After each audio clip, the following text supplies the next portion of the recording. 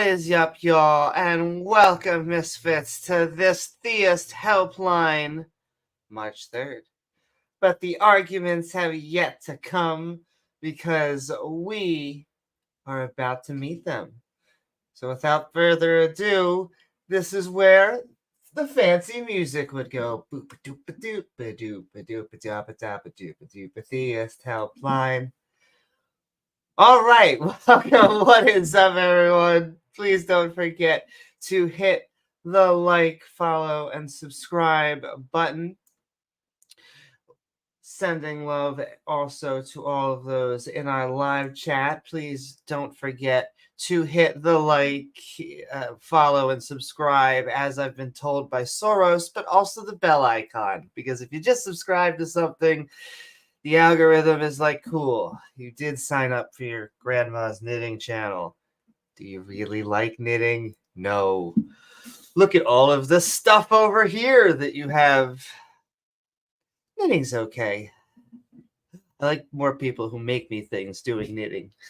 But I'm sending so much love to the bell icon. What else? So much love to all of the people I can see in chat. What is up, davegar? What is up, Fenton Mooley? Sending love to you. Keep on saying hi, and I'll keep on saying hi or showing your name up if we're in the middle of a conversation. We're going to try and move this on not Amy time because I know Randolph goes live in 10 minutes. So I'll basically say hello and I love you all. And then we'll go into some fun and see if we can wrangle in some theists. Mostly the theists come in two categories. And I swear, it has been the contingency argument and why should this even be a thing to begin with? Which, the complaining. Get a lot of that.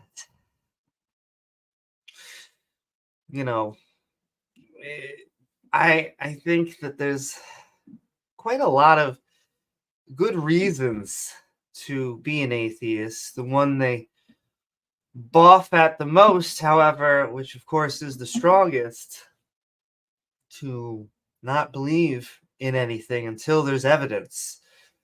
Thus, us not being able to have a belief in theism because there is no good evidence for God. I will continue to make that claim as spicy as it is. That isn't to say no evidence, because the Shroud of Turin is evidence, I guess.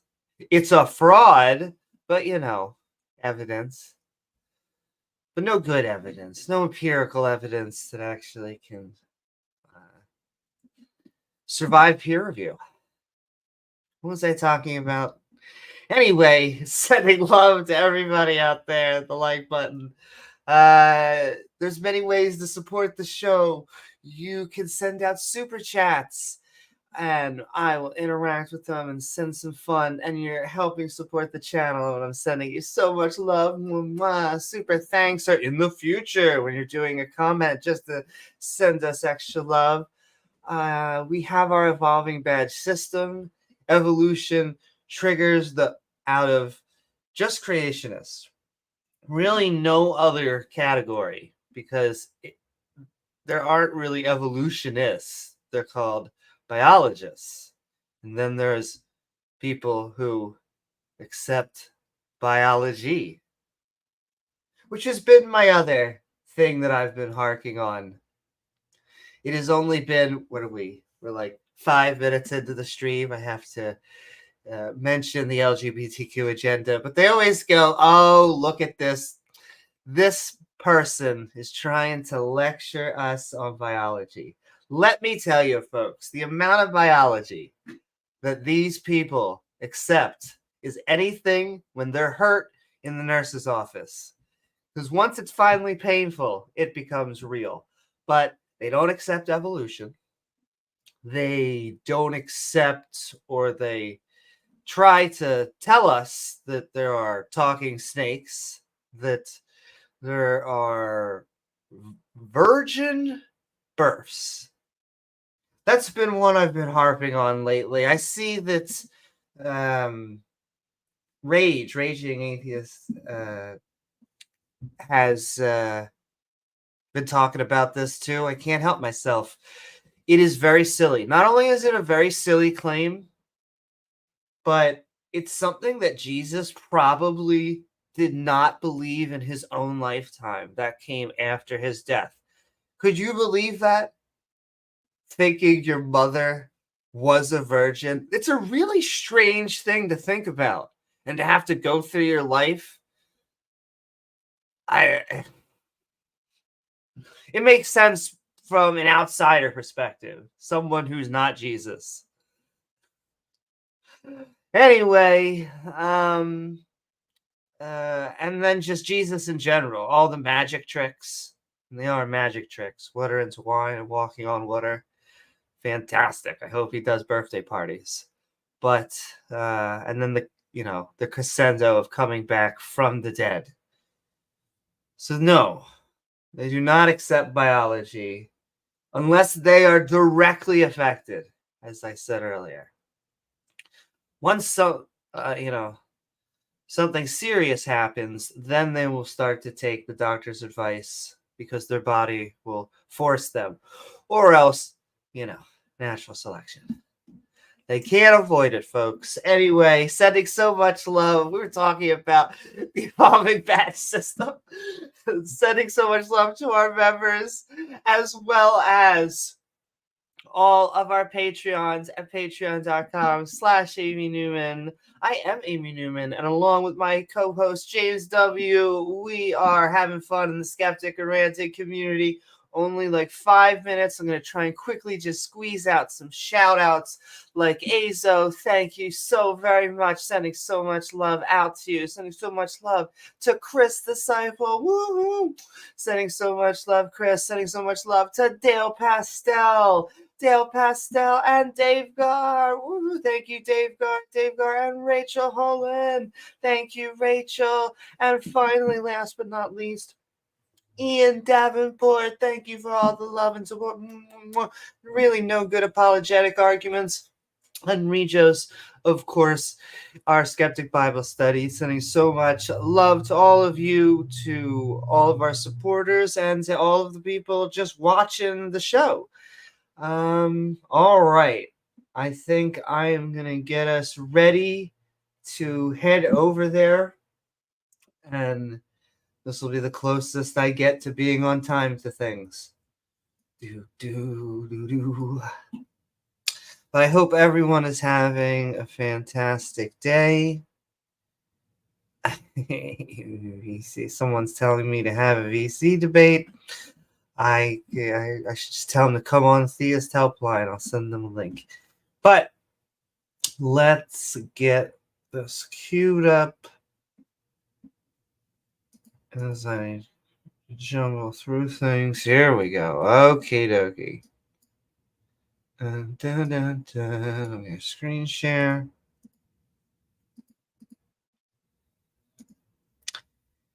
Make sure I share sound. I tend to be a goober. Here we go. Your account is receiving this notice due to participation in a server that violates our community guidelines. Oh. Specifically, Debate Flat Earth and more allows or is facilitating the spread of false or misleading health information that is likely to cause harm. Examples of this content include, but are not limited to, anti-vaccine content, medically unsupported and dangerous treatments for health-related issues, content that distorts information about a disease, and other content that could hinder the resolution of a public health emergency. Please be aware that the activity taking place in the servers that you join, if you are a member of a server that is posting content in violation of our community guidelines, we strongly recommend that you report the content and leave, or else we may have to take further action on your account. I think I was in that channel for like 5 minutes or something, maybe less, and then I just kind of popped out of there. Oh, does Amy not have moderator status here? Discord's very anti. Amy should have moderator.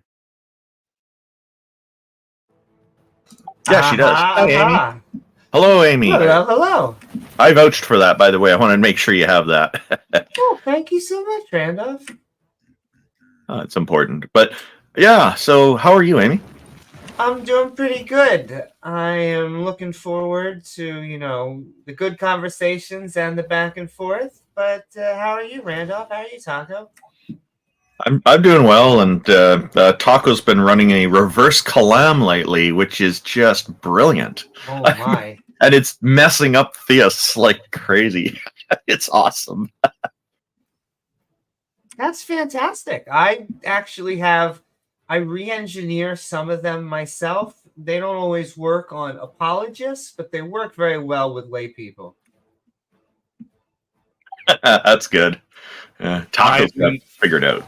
Yeah, I figured it out. I figured out how to run counter apologetics. Hells yeah, I'm looking forward to it. What you want to do it, or do you want to wait for someone to come on? Up to y'all. It's kind of time consuming, so like P-Jump might be against that, but well, maybe you could just lay out the propositions for us. That'd be kind of cool, because you had it the other day. It was really well worded. Yeah, everything. Read the argument, right? So basically, I do a watchmaker analogy, but I correct it. And then at the end of the watchmaker analogy, let me pull up the argument. They agree to the premise. Everything that exists arises from pre-existing stuff. So they agree to that, right? And then I say, okay, premise 2. They don't even know they're agreeing to an argument. So I say, okay, premise 2. The universe exists. Which you've agreed to by being in Discord with us. And then conclusion, therefore the universe arose from pre-existing stuff. See, I have no objection to any of that stuff. That all sounds reasonable. in the watch, we need to get going.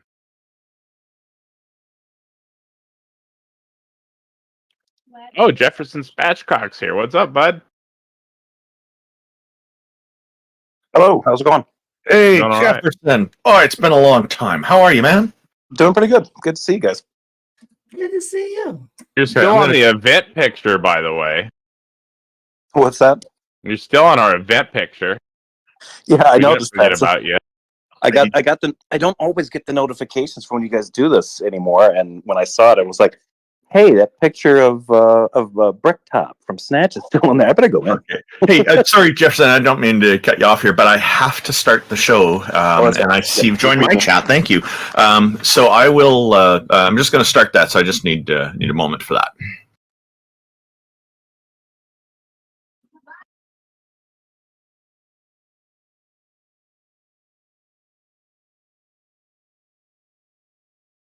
Hope you all are having a wonderful day out there. I see Rachel. I see Felicia. Good morning, everybody. For March 3rd, 2024, welcome and thank you for joining us. You have joined the Theist Helpline at www.theisthelpline.com. Your friendly and helpful hosts of the Theist Helpline are, in alphabetical order, Amy Newman, who is known for her trademark slogan, Sending Love, is a professional comedian and skeptic who hosts debates, interviews, and conversations on her YouTube channel. She also creates educational and other important content. IX is a Tom Unboxes subscriber and former atheist community of Discord admin who enjoys long walks through evolutionary, biology-inspired computer science, archaeological, academic, biblical criticism, and so on.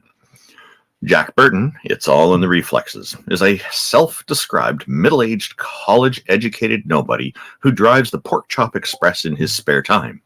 He's a deist and is mostly non-committal to philosophical stances. Jefferson Spatchcock is an atheist inquisitor and intellectual who has particular expertise in thoroughly analyzing and reviewing debates, often from the comfort of his genuine lazy boy chair. I'm Randolph Richardson. I'm an atheist activist from British Columbia, Canada. I advocate for the equality and normalization of people who don't believe in deities, which entails advocating for fair justice, freedom, and critical thinking. I'm also the founding president of the Canadian Atheists, a national organization that promotes atheism and agnosticism as culturally common aspects of Canadian society. Taco, the evolutionary organizer of the Theist Helpline, is a #1 Discord debater who has never lost a Discord debate in his life. I got a new intro. Sorry, we're live. Just give me a sec, okay? Tom Jump, is the founder of an atheist church called The Church of the Best Possible World, which is based on his model of objective morality. It has the goal of doing what Abrahamic churches should be doing, but are not, helping people by providing affordable housing. A special thank you goes to our sponsors, the Canadian Atheists, who provide the website and some other technical support, and also the Politics Discord that provides this wonderful stage and audience for us. We're very happy that everybody's tuning in for this, and we're grateful to Politics Discord for making this available. Sorry, Taco, you had something to add. Oh, I was just saying, I think I have a new intro I need to start with. I'm the premier atheist presuppositional apologist, as well as the Pope of Evidism. I will need to make that update for our next show. Great, thanks for clarifying that. So, I guess good to see you again, Jefferson Spatchcock. It's been a little while, and we're really glad that you're here with us today. So we're looking forward to a great show. God Defender is here with us. In the past, he had a picture of Vladimir Putin looking sharp with some sunglasses. Today, it's somebody drinking beer or something. Is that Vladimir Putin drinking that, or somebody else? No, this is Scott. He got canceled for, I think, saying that something about blacks or something, but I thought it was a funny picture because I was drinking coffee. So. Oh, that's a great picture. Jefferson Spatchcock has often a picture of some coffee drinking action too. So this is fitting right into the themes, so to speak. Well, good morning and thank you for joining us. How are you today? I'm doing good, but where's the guy who always yells? Like, where did he go? I think we're missing someone. Well, T-Jump's gone. Different hosts show up at different times. Sometimes there's busy. IX might not be joining us today. He's unavailable. But what's on your mind? What have you got for us today, sir? Yeah, well, I got some good arguments for God cooked up today. But let me start with the first argument, right? So the first argument I'm going to give for God is that everything in existence, right, both time and space, at some point has to have a beginning. No matter how far you go back, even if it's like a different universe, even if aliens created us, at some point you got to go back, and at some point everything has to be created, and it has to be powerful, it has to be intelligent enough to create the world. So that's what we would call God. So that's my argument. I'd just like to specify, when you're talking about aliens, you're talking about like space aliens, like aliens from another planet. So just anything that's not like created by something that's like within time and space, some sort of creature or something that was intelligent enough to create us. So like it could be aliens from or whatever. Sorry, like aliens from another planet and spacefaring and all. Okay. Yeah. Okay. Yeah, I just reject the notion of intelligence at the beginning of space and time, or even any notion of it before. But intelligence can come, generally speaking, from we know after the heavier elements. You can have carbon and things like that. So, God Defender, do you think that God created time? Yes, absolutely. So how did God create time? Because in order to create something, we need to actually have time as one of the elements we need before it can be before something can be created. Because to create something requires change, and change is dependent on there being time, I guess. Well, here's how it works, right? So God, with God, there's no time and space, right? He is the beginning and he is the end, and there's no material reality with God. Now, with the creation of the world, right? First, you actually have to have a beginning, because if there's no time, right? Let's say time doesn't come into existence, like what you're saying. Well, guess what? There will be an infinite amount of days before today. Today is what? March 3rd, right? So there'll be an infinite amount of days before today, because time's infinite in this time and space, which means we would have never reached today, and therefore time could not be infinite. It has to be created at some point. At some point, existence has to come into being. So, God Defender, put your fingers out in front of you. Your what is that? Your what's the finger is right next to your thumb called? Your index finger. Your index finger and your middle finger, right?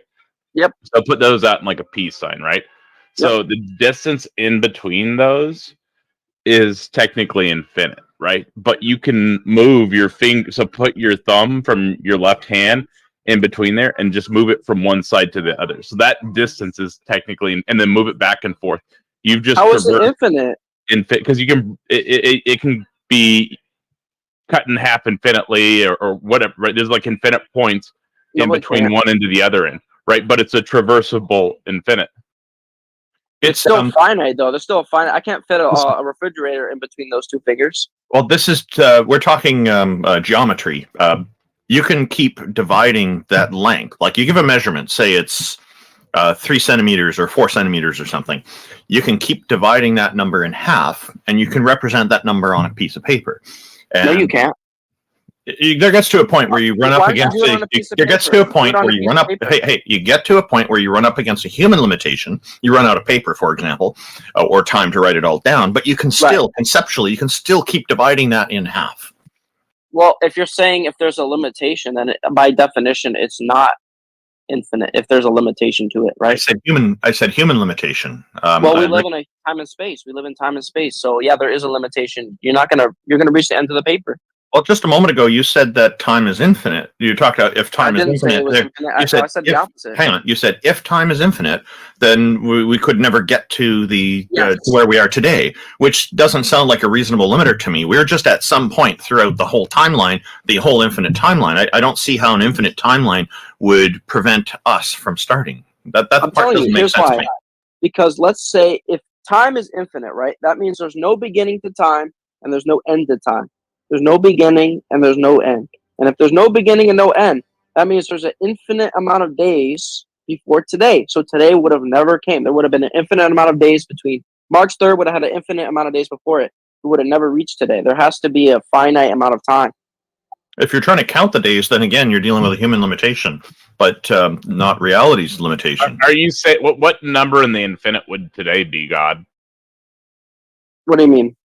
Yeah, so each day in the infinite would, I guess, have a number, right? Like you would have like the set of infinite, and then you could number it like 1, 2, 3, 4, 5, however you want to do it, right? Well, there's no way you can't quantify that. You can't quantify infinity. That's just illogical. But you would still go through those days. It's still traversable. You're just claiming that it's like. I'm saying there's no beginning, right? In order to count, in order for you to start counting, like let's say time goes on infinitely, that's a different argument. If you're saying from now on time will always continue, that's a different argument. I'm saying there's no beginning. You're saying we start here and now we're going on infinitely. No, there's no beginning. Before the beginning, there's all this infinite shit. So there's no way we're to reach today.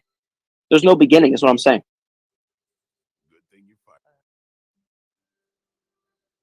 Unless you believe in God. This is already sufficiently resolved. I don't know why you keep going. Well, how is it resolved? You haven't resolved it. Infinite amount of days before today. The space between the fingers analogy was sufficient. That does. Can I fit a refrigerator between my fingers? Can I fit a refrigerator between my fingers? No, because a refrigerator is a lot larger than your hand. Right, so it's finite. There's a finite distance, and I can measure that distance. This doesn't defeat how we could put a tiny refrigerator. Like you could have 2 refrigerators in the same room, and you could say the same thing with the distance, and then you could turn around and say, "Well, I can't get a big rig truck like Jack Burton's truck to fit in there." Well, can you measure that distance between my 2 fingers? Can you measure it?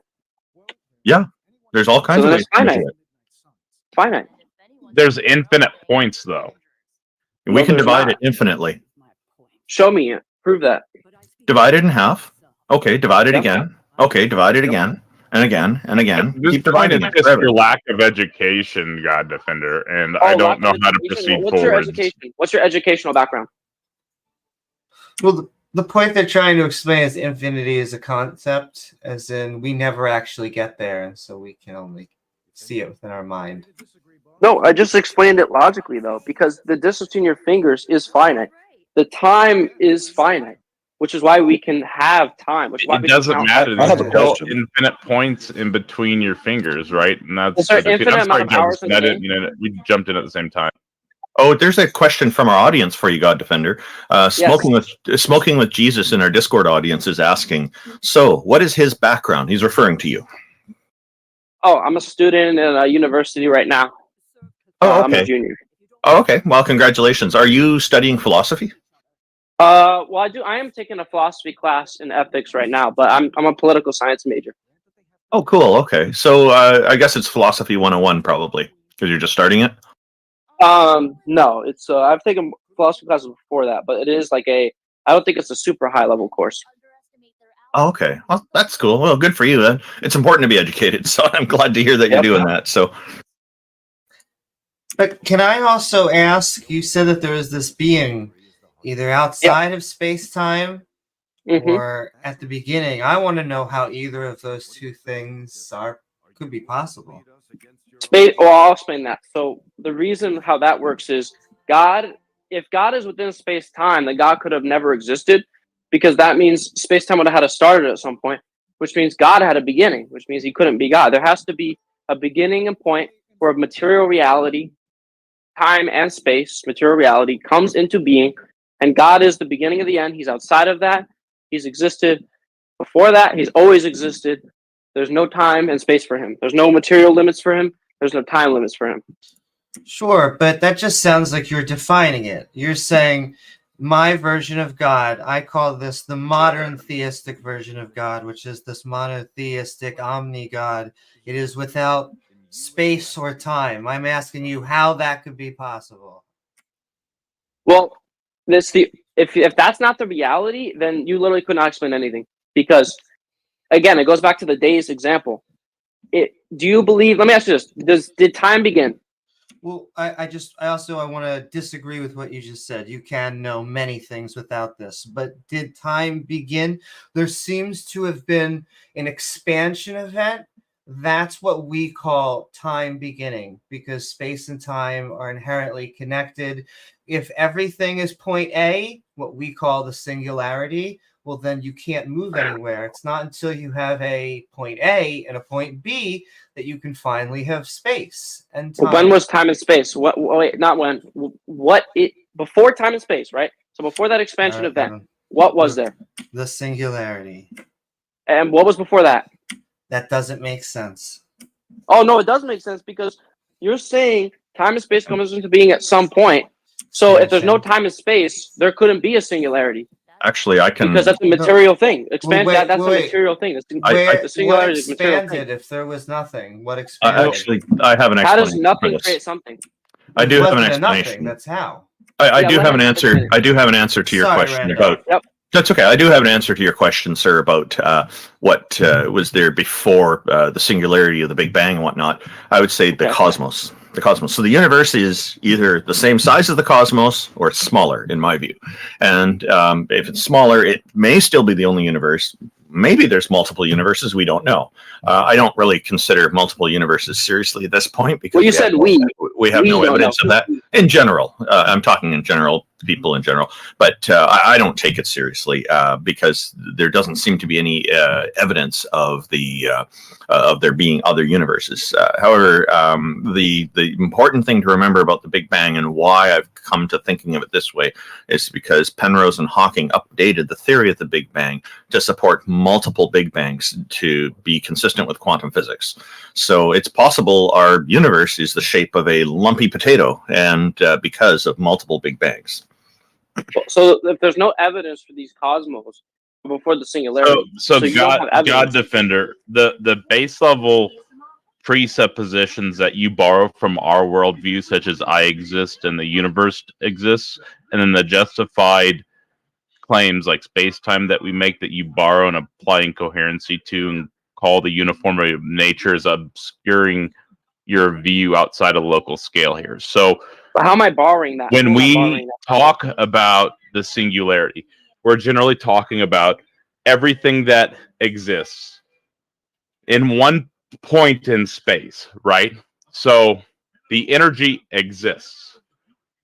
I don't know how to word this properly, but where did the energy come from? The energy exists, right? But the existence would be part of the nature of energy, right? So existence itself. So because energy exists, we have existence, right?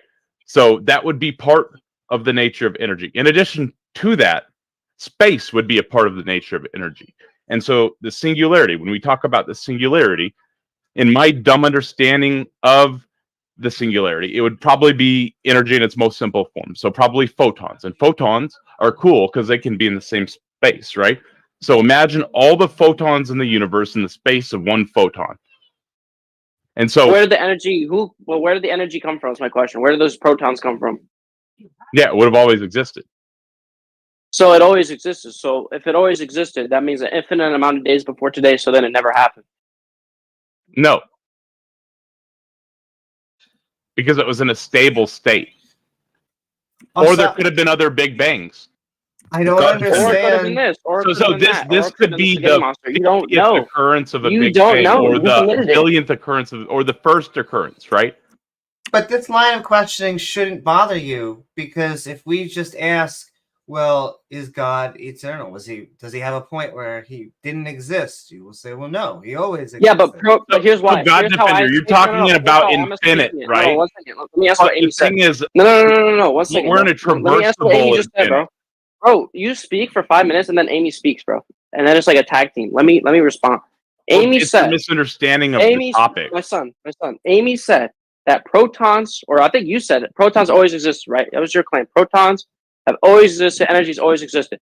And what I'm saying is, protons exist within space. Protons exist within our reality now. And in order to have protons, in order to have energy, you have to have time and space. So you are the one stuck in the problem. I'm saying God's outside of time and space. It's outside of this finite reality. You're saying somehow these protons have always existed, yet it's within a finite reality. Those are two different particles. You get the point of my argument. No. Your point doesn't follow, because photons don't require time. Yes, they do. But that doesn't also solve. Well, you're the saying they problem. do, but time is emergent from the Big Bang. And you haven't demonstrated that. That's a claim you just made up. Well, Prove that. that's what science is pointing to right science now. does. You're This just is what you said before. You rejecting. said we. No. You said we before. Remember, we say this. We know this. And what you say? God Defender, so Stephen Hawking in his wheelchair. Stephen Hawking in his wheelchair somehow knows more about the universe than the Bible. Like this is ridiculous. You're just saying you trust science. You just trust some nerd in a wheelchair. So God Defender. Evidence. So the You difference do not live the way that you talk. hang on. The difference is that the Bible is not an accredited source of science. Stephen Hawking has degrees in science. I think he may even have a PhD or two. So he's actually knowledgeable, and that's been verified. And the work he's done actually has passed peer review. So there's a big difference there. Now, when you're talking about things are outside of time, or you're saying because of if something's eternal and infinite, that it's not possible, that's some kind of limiter. It sounds to me like you're not familiar with what the concept of a timeline is when you're saying stuff like that. So that's exactly where I was going to go, Randall. So, God, I have an analogy. Bro, you guys. This will be real quick. I promise. I will be. Taco, can you just let him respond to me and then go? Sorry. All right. I'm okay responding to all you guys. Just let me respond to each. So, timeline, that's perfect. So, let's say our timeline, right? So, we have 2,000 years of, like, I guess, modern history, right? You go from this BC to AD, whatever, right? I'm saying that the timeline, we take the back of that timeline, we're going to stretch it infinitely backwards, according to you. According to these photons, right? If it exists for infinitely, we're taking that timeline and we're stretching it infinitely. What does that mean? Well, that means you would need millions and trillions and an infinite amount of years before you'd ever reach 2024. So there's no way you could have been to 2024, and therefore we would never be here speaking. Well, it's okay if it's millions or billions or trillions of years. That's nowhere close to infinite, but sure, there's nothing wrong with that. We just happen to be at this point in the timeline. We just don't know where arbitrarily it can all start. From what we can see, what we can figure out, it seems to be infinite. It seems to be eternal. Who's we? I'm talking people in general. I don't mean to include you necessarily. If you don't want to be included in that, that's fine. But which people argue this? You're saying with the royal we. This is the royal we. Which are the we? It was just a colloquial way of speaking. I'm sorry. I can say I, and other people are thinking this stuff as well. It's not something that I alone think of. So it's just kind of generally accepted concepts is what I'm talking about here. You're saying scientists say this. Scientists argue this. I think I don't think they're really arguing it. I think it's generally accepted as just part of reality. Okay, but wasn't a flat Earth accepted by scientists too at some point? Not that I know of. So I have a very interesting point to make about the timeline. So yes, Russia Defender. So in the same way that you view God exists outside of space-time infinitely, and somehow would be able to be potential to actualize the actual. We think and could exist for infinitely and can still somehow traverse the infinite. We think that the singularity is that potential, and the quantum fluctuation was that actualizer of the actual, or maybe you could call it the, or maybe the inflaton field would be the actualizer, something like that, right? But in the same way that you view this God existing separately, or I should say similar, not same, separately from everything, and then actualizing the potential from always existing, we view the singularity always existing, at least I do, always existing, and then actualizing the potential through its own nature. Okay, but is this singularity that you're saying has always existed, or in some form, did But it it's a exist part of within time? reality. It's not separate. Just gave That's why I But said that's what I'm 5-minute saying. answer. That's exactly what I'm He's saying. gonna So you're ask saying this is still within time and space, then, right? Well, time is an emergent property of the rapid inflation. So time is basically our measurement of change. The space itself, though, would be part of the nature of energy. In order to have energy, though, you need time, though. You can't have energy without That's not true. That is true. Time is a measurement of change. Whose definition is that? Where'd you get that? It's the physics definition. Yeah, well, that's not the actual definition that anyone would use for time. Time would be in other words, you are measuring how long something's happened. Not necessarily change. Something cannot change but still be within time. So physics LibreText, just a random physics text thing that's listed online. In physics, the definition of time is simple. Time is change, or the interval over which change occurs. You have no idea. Interval, that's the key word. That's the key word. Interval, right there. So God Defender, you are correct about, you are correct about something. You said that things in time may not change, and that's true. Things may or may not change, but time is where we can observe change when it does happen. Okay, but if you have like Antarctica, if you have some bones frozen under ice that haven't moved for thousands of years, is it changing? Like, what's the change? Well, time doesn't mean that everything must change, but it does help us to understand something changes very slowly. You still got nuclear decay and stuff like that, so they are actually technically probably changing, but very, very slowly.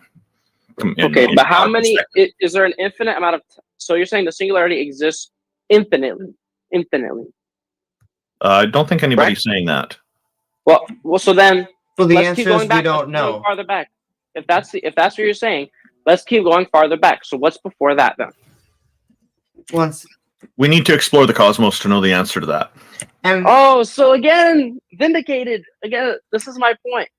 No matter how far back, eventually, how far I'm vindicated. Let me explain how. I'm vindicated because I'm saying whatever your argument is, whether you believe in God, whether you believe in the spaghetti monster, whatever it is, you have to believe at some point outside of time and space, something did create time and space, whatever that is, if it's a singularity, whatever. But you're saying your own theory doesn't explain where time and space came from, because you're saying we're still within time and space, or we're still within, it's still not infinite. So when do we get to infinity? You have to get outside of time and space. We don't know the answer. The answer to that is not known, as far as I know. Like, there's a bunch of people who think they know. They think it's some mysterious god or goddess or something like that, or a group of deities if they're a polytheist. But these are ideas that are not proven. And so far, everybody trying to provide evidence for the deity explanation has been falling flat in their face, failing. And I don't mean a flat Earth; they're just Even falling. though most people But aren't atheists in the you- world, sounds like we're doing a pretty good job. Atheists are dying off. No, you're not, we're because doing you a haven't been pretty able good to convince anybody that your God is real. Like with Again, anything except that's- most of the world any are reliable, theists, so we have- reliable. Excuse me, I'm still talking. With any reliable evidence. Go ahead. That's just Yes, ad populum, we and have you shouldn't be most using of the world of our please. argument. And Please, if you look please, at the please. demographics of atheists, you guys are actually dying off. We're having more kids, so Okay, over You know, time, that's you not know that winning. there is We're more than winning. 1.2 billion atheists in the world today. and guess what? Christianity is rising in China, and- and so and soon that's going to no, collapse. it's not. Those That's numbers are actually crazy. wrong. Please, we're going off on so many There's a different Washington points. Post. But yeah, report can on we that, actually. let's hear what Amy has to say? Like she had something to. Yes, go ahead, Amy. All right, so it's ad populum, which does not work. It doesn't matter how many or few or there are of someone, that doesn't make it any more or less true. The word creating of the universe, that doesn't make sense. A creation very much comes from a mind. The only creations that we know of are animals right now. There could actually be other creations from other things, but right now that's just flat Earth, very specifically. Was not popular in ancient times. The Romans and the Greeks knew that the Earth was round. They formulated some of the early tests using wells. Well, spherical. Sorry, it's spherical. No, Yeah. no. You're fine, Randolph. What ended up happening is Christianity took over, and eventually Christianity started to say, based on our biblical interpretation, it is actually both flat, and now we get the 6,000-year-old nonsense. But also, does a man? Not every Christian argues 6,000 years, though. You're talking about young Earth creationism. That's Not true. every Some Christian argue argues 10,000 years and other Sure. numbers. Or I some, just- some argue old and, Earth, too. and both of those are Well, yes. Well, let's just be exactly. clear on that. And Sorry, can I? 6,000, I just need to, Amy. Sorry, when Yeah, you I'm finish, I done. just want to add one thing from our audience. Go ahead. Okay, and I'm Sure. sorry, I just have all these. No, it's okay. No problem. But yeah, 6,000, 10,000, both those years are very silly. That's 99 are off by a measure of 99% either way. But a man in a wheelchair did understand more about the universe than the goat herders of the Bible. You sure about that? You sure about this Yes. nerd in a wheelchair? I You can't would even speak. say So, okay, in the that ad I would bet hominems. everything I All right, have. you know what? He's dead. Sorry, You know what? He's dead. hang on. God Defender, the ad hominems against Dr. Stephen Hawking are unacceptable. Okay, he's not a debater, though. He's not in the debate. Nobody Sure. said he was. But I mean, but- Well, if both you're of using them him are- as an authority, I'm it's just- fair for me to attack his credibility. Okay, but you don't have to use ad hominems to do it. You can focus on the arguments that She just he said put goat forth. herders. She just referred to the prophets as goat herders. So I can't say he's in a wheelchair. A lot of them were goat herders, and that's and a he's in a legitimate wheelchair. profession. He's So in a wheelchair. I'm just, what's the big deal? There's lots of people Well, with what's the deal? different Big deal with them having disabilities. goats. Having goats is not a disability. But I'm just going to I'm just going to read a comment from Yeshua in our Discord chat. They've commented that the more coherent question would be: is it logically possible for the material universe to exist infinitely into the past? And that's a question being wrestled with today. That's my argument. That's my argument. Also, Thank you, Big Fire Boy 3, thank you for pointing out a link to The Economist, a publication that disagrees with a comment I made earlier, and so I stand corrected. Apparently, Christianity is growing in China. Thank you, Fireboy. Oh no, very specifically, it's growing in countries that I hate to say are not more economically well off. China, of course, they have a type of enforced atheism that the secularists don't promote, which is when we give people the freedom that they want and technology, they tend to leave God. Here's what they'll be saying. They'll be saying, "Atheist 说的话你能信?" Can you really trust the atheists? You can't. Yeah, that's Say that again? That's Or what what? Christians in this country say. I'll say it again. Atheist 说的话你能信? Okay, yeah, we're going to stick to English here. Okay. Well, no, Yeah, ACA, but thank you, but we'll just stick to English. Okay. It What's doesn't the English? matter. It's the point that when you are in countries where they actually have access to education and technology and freedom, They tend to leave religion. The pews are emptying out. Well, South Korea is going towards Christianity, and it's one of the most developed countries, arguably, on Earth. So I think that's actually wrong. Yeah, I'd like to see data that says that South Korea is going. Oh, there's plenty of data on that. Okay, then that should be easy to bring up.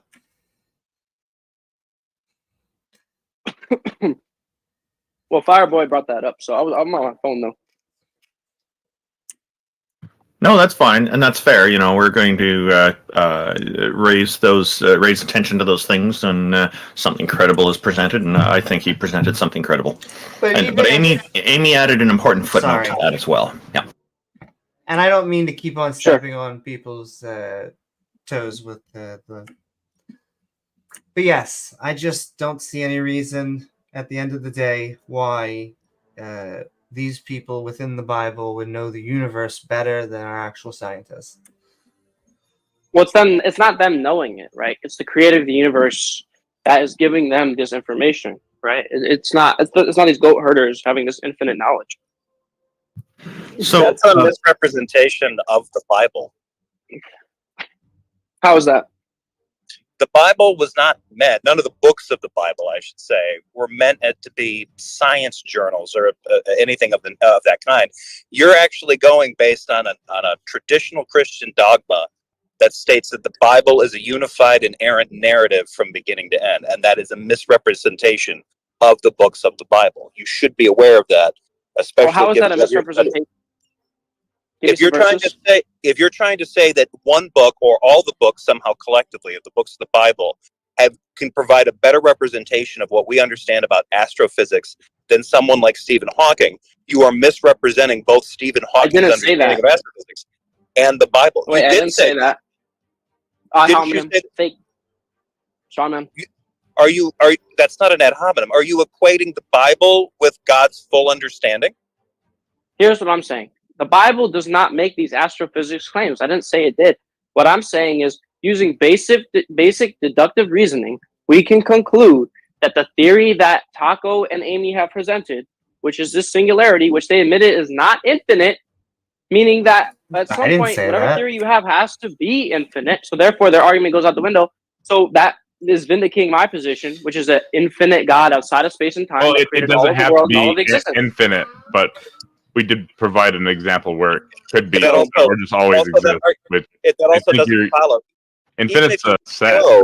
What does it not follow? Even if you could show that what Taco and Amy were saying was that the singularity wasn't infinite, you still haven't made the connection that therefore there must be a God that's infinite that's responsible for everything. How are you making that connection? Yes, he's eternal. He's saying eternal when he says infinite. Yeah. He's using the wrong word. And I was using it eternal and infinite. He just rejected that. And so that is the opposite of I didn't reject that. I don't see the difference in the words. Okay, so the expansion of the universe comes from the singularity. The singularity has always been. I don't understand where the problem is. In fact, I don't understand. It's always been, so it is infinite.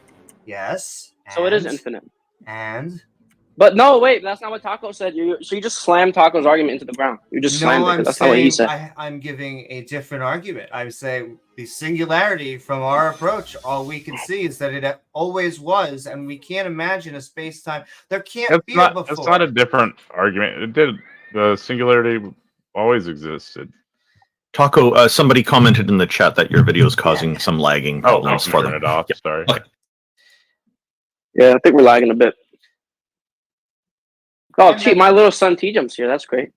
And Taco, no, I don't disagree with anything that you were saying because we don't actually know. It could be that there is a multiverse, and thus it wasn't that our local space-time was the beginning. There were other forms of time that we don't just understand.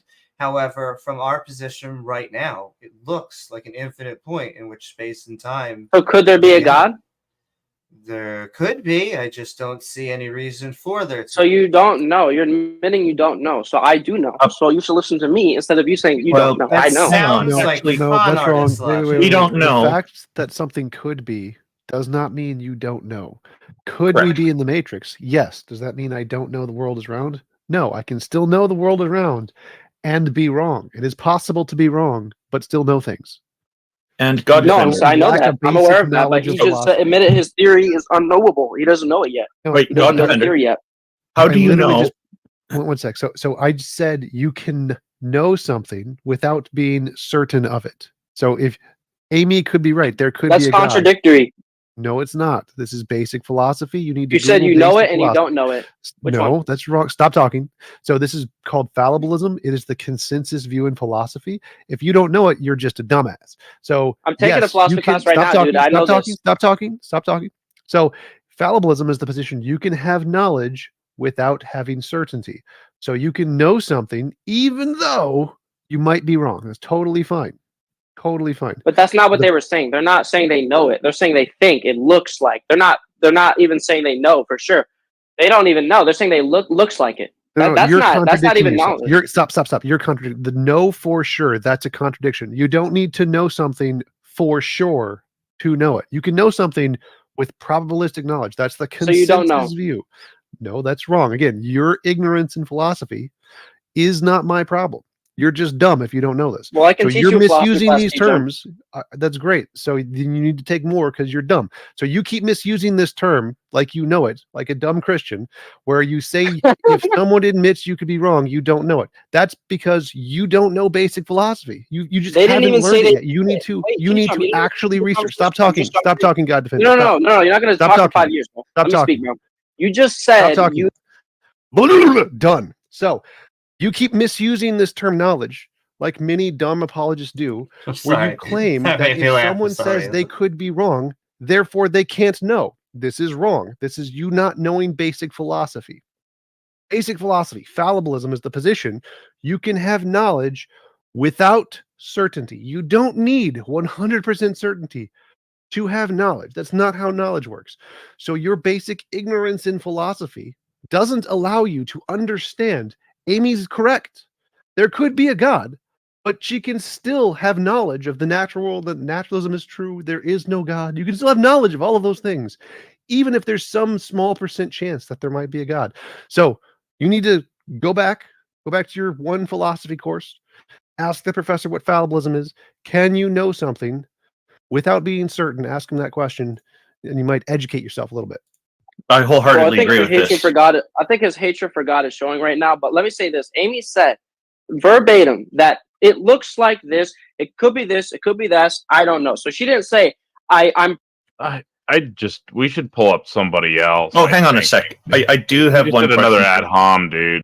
One question for God Okay. Defender that I have is Yes. that you're so sure it's one God. How can you be sure it's not a goddess or it's multiple deities working together as a group?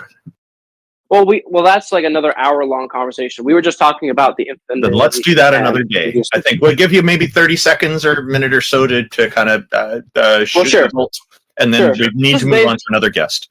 Yeah, just based on the pure knowledge that we understand of the universe, if there were multiple gods, they probably wouldn't agree on anything. So we're here, and there's probably one intelligence, one existence, one creator. It's that simple. But if multiple deities are omniscient, they know everything. Why would they be disagreeing? Omniscient, I Why didn't would they claim not that. be just trying to spread the load to get the job I done didn't as a claim group? omniscience, though. Okay, I'm adding that in. All right. Well, yeah, you're right. It's going to be an hour-long conversation, so let's do that in the future. Sure, no problem. Thanks for joining us, God Defender. Thank you, guys. Except T-Jump. Appreciate the conversation. Come on, man. Let's not be exclusive like that. All right, take it easy, man. Have a good one. Let's bring up Andrew O. I think Andrew had a comment on the last conversation. Oh, he's Hello, Andrew. Welcome. Thank you for joining us. Glad to be here. Yeah, had a few points earlier, but I wouldn't want to have the conversation in his absence. Unfortunately, the topic had kind of moved on from that particular point with regards to cosmology. Well, maybe just make the point because we're always interested to know a bit more. Well, there's kind of a thing that's gone around with the idea of what happened before the Big Bang, and the fact is that describes a boundary point to our ability to extrapolate what may have happened or what is likely to have happened. That's a limitation. So it's not to say that time didn't exist before or how long that dense state may have remained relatively dense. Who knows what the interactions were internal to perhaps a really dense state before an expansion would take place. We don't actually know any of that. So to say that time began only after the expansion that we're aware of that's our ability to measure time that begins then. And that's, and that's of our limitation, not the actual concept of time itself. Yeah, and that's why I mentioned the cosmos, and I think you've summed this up very nicely. That's actually makes it really clear, I think. Yeah, so by the same manner that he also tried to describe the concept of traversing time, that you can never get to today, the only reason we call it today, or 2024, is because at some arbitrary time when we existed, someone said, yeah, we're starting now. An arbitrary point on the timeline that Exactly. we can observe. Yeah. Yes, we decided to call it a thing. The same way that you'd ask, what year is it in China? And it doesn't say 2024. And we're able to measure things thanks to carbon dating because of our knowledge of science and other methods of dating things, because we know about radioactive decay and stuff like that. Exactly. But all of these things are relative. Yes, I fully agree with that. That's awesome. It's actually a very helpful perspective. Thank you. Excellent. Yeah, it's great. Did you have anything else you wanted to add? There may have been other ideas that came across, but we can move on to the next member. Well, thank you, Andrew. Really appreciate you joining us. It's good to see him. I know Andrew from other channels here on Discord, so it was a delight to have him on. Hello, Pokey T. Welcome. Thank you for joining us. What's on your mind today?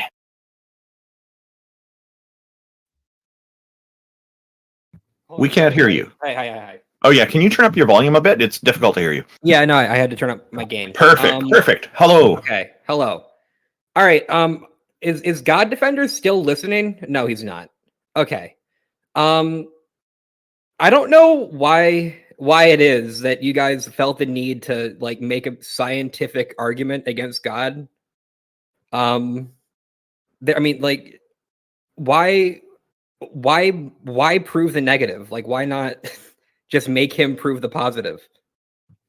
Well, he was bringing up some claims, so we're referring to the tools that we use, that a lot of people use to understand reality.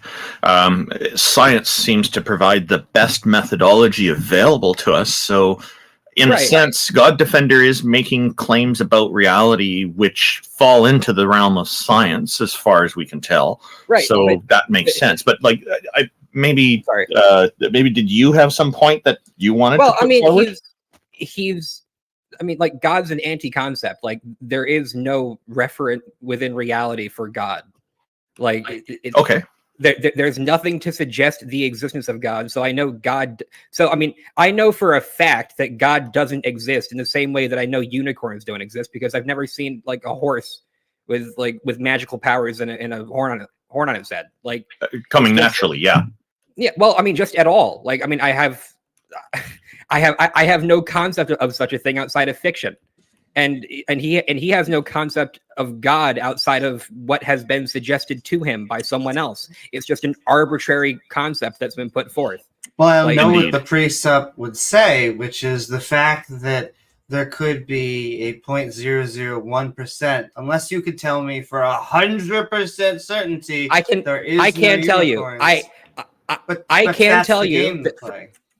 can tell you with 100% certainty that there is no God and that there are no unicorns, because there's nothing to suggest that there is, and that's not how concepts work. Like, we don't just make up concepts and make up like suggestions of what exists based on a lack of knowledge, because like a lack of knowledge about what isn't licensed to just speculate wildly based on nothing about like what might be there, because there's no reason to make a suggestion. There has never been a reason to suggest that there is a God, like, ever. It is a completely arbitrary concept with no basis in reality, with no basis in anything that we can observe to be reality. I mean, there's just nothing there. So like, I don't see why we have to sit here and try and explain what might have been before the Big Bang to this guy, because he's just I mean, It's all okay. yeah. We are trying to engage with people here, so that's why we do this. It was to elucidate the unintelligibility caused by the nonsensical presuppositions and unjustified positions he holds. Untangle is bullshit. Well, I mean, Because he had said something that showed he didn't understand the topic. sure, it's just like I think that what I we think it seems to probably me that sorry. I I'm think sorry. that what we should probably do is try not to focus so much on the other guests. Like, if you had a point that you want to discuss, we're happy to do it. Otherwise, we should move on to our next guest. It's going to be Some Hobo, then Andrew O, and then I see Wise Ape after that. Can Well, I I mean, add one more point? my- I think I'll give you what you're emotionally looking for. It's because they want to shrug off their burden of proof. And so we have this situation where we say, come on and prove you're God. And ultimately, the best arguments that they have is, well, prove he doesn't exist. I mean, yeah, but like I guess my assertion is, and all I really have, I guess, the energy to do is state my assertion, but that God is a metaphysical impossibility, because I mean, you know, what is metaphysically true is based on what we can observe to be, you know, is based on what we can observe within reality. Like that's where we get metaphysics from, is through observation of reality, right? And there is nothing within reality to suggest that there is a God, so God doesn't fit in anywhere in any sort of proper metaphysics. And epistemologically, you just cannot form concepts about what is not there. So that's a messy version of what I think, but you're a theological non-cognitivist, right? Sorry? Are you No. agnostic? Sound No, agnostic. I'm an atheist. Yeah, Pokey made that very clear by saying there's no gods out there. I think you should look up agnosticism. Well, Okay. Yeah. All right. Thank you. Appreciate Thanks, the time. Pokey T. It's a pleasure talking with you. Let's bring up Some Hobo. That's a clever name, I guess. I was gonna say, Some that's Hobo. a fun sentence. He definitely sounds like he should call himself an agnostic. I kind of thought he sounded more like he was an atheist. Some Hobo. Yeah, he was an atheist and probably agnostic at the same time. Some Hobo, how are you? Thank you for joining us. You've got your microphone muted. I'm doing good. I also want to say, just based on other parts of the conversation, I do identify as a goat herder, because as a kid I did have goats and I would herd them around the yard. Well, I think they're adorable, so that's kind of cute. I think that's awesome. We've got an actual goat herder here. This is so cool. Yes. A voice of authority. What can you tell us about goat herding that differs from what the Bible tells us?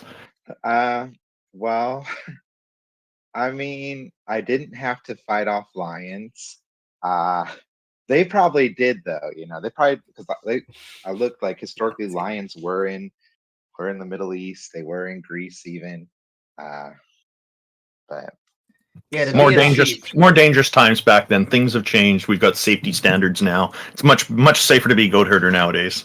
yes, less lower back pain. Oh yeah, we've got solutions for some of that.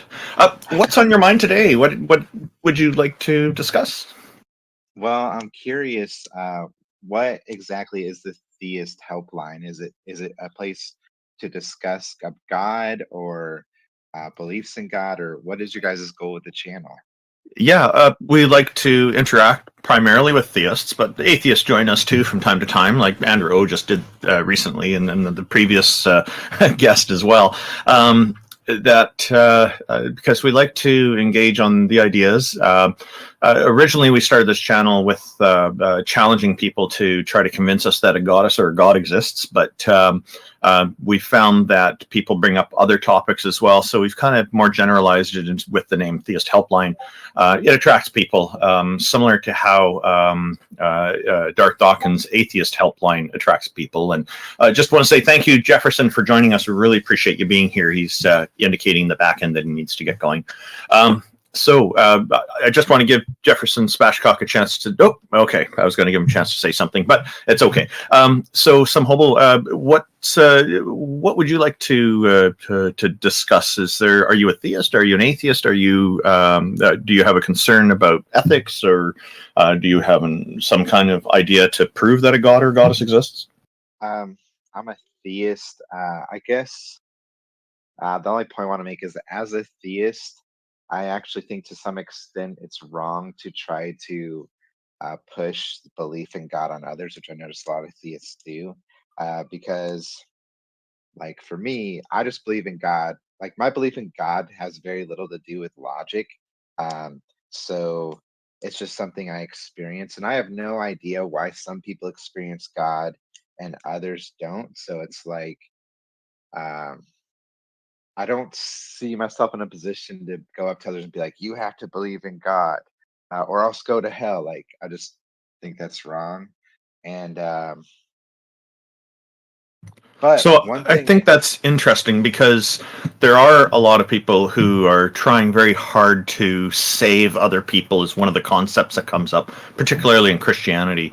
Like, I've never had a belief in any gods or goddesses. I grew up without these beliefs, and so I so far never had the experience of leaving religion because I've never been part of one. There are people who do deconvert. The Canadian Atheist organization I run, we're not trying to deconvert people, but we're trying to show that, hey, this is a normal thing, that there are people a lot of people in the world who don't believe in any of these deities. So, because I believe that, and I fully agree with you. It's to me, it's going over the top to try to convince people to change. I think that what's better is to kind of make sure, help people understand there are different options in their lives, and then it's entirely up to them. Because if a person does this without any prompting and without being coerced or pushed into it, it's more genuine, and it just stays that way. And like what I'm hearing from you is, it sounds like it's a genuine thing to be a theist, and that's fine. And for me, I think as long as people are making the choice entirely on their own on it, it's going to probably have a lot better staying power in the long run as well. Because somebody who's pushed into something may end up having doubts sooner, and then leaving it behind at some point. So it won't be as long lasting if it's not general. Does that kind of make sense to you? it does. And yeah, I don't see any issue in people trying to deconstruct theist beliefs, because as a theist, I actually try to deconstruct theist beliefs, even my own. For instance, the going to hell thing. Like, I actively try to let people to try to get people to see the well, it's very tyrannical belief that, oh, if they don't believe XYZ, they're going to hell. Like, it makes no sense. Because just if we're saying God is good, then we're saying God is just, and part of justice is punishment fits the crime. And it's like, why would do I believe Hitler's being punished by God? Yes. But do I think it's for eternity? No, because that doesn't sound right. Like, maybe he's being punished for 10 million years. I don't know. I guess I just see the whole hell thing as harmful, which is why I'm actively against it, because people feel like I have to. This is another thing I try to deconstruct, that when people say that the Bible is perfect and has no flaws and needs to be read literally, I tell them that they're making the book God. If they're saying it has no flaws, they're making the book God. Yeah, there's it's a very outdated approach. Before people had a better, at least, grasp on psychology in a very meaningful way, like we seem to have today.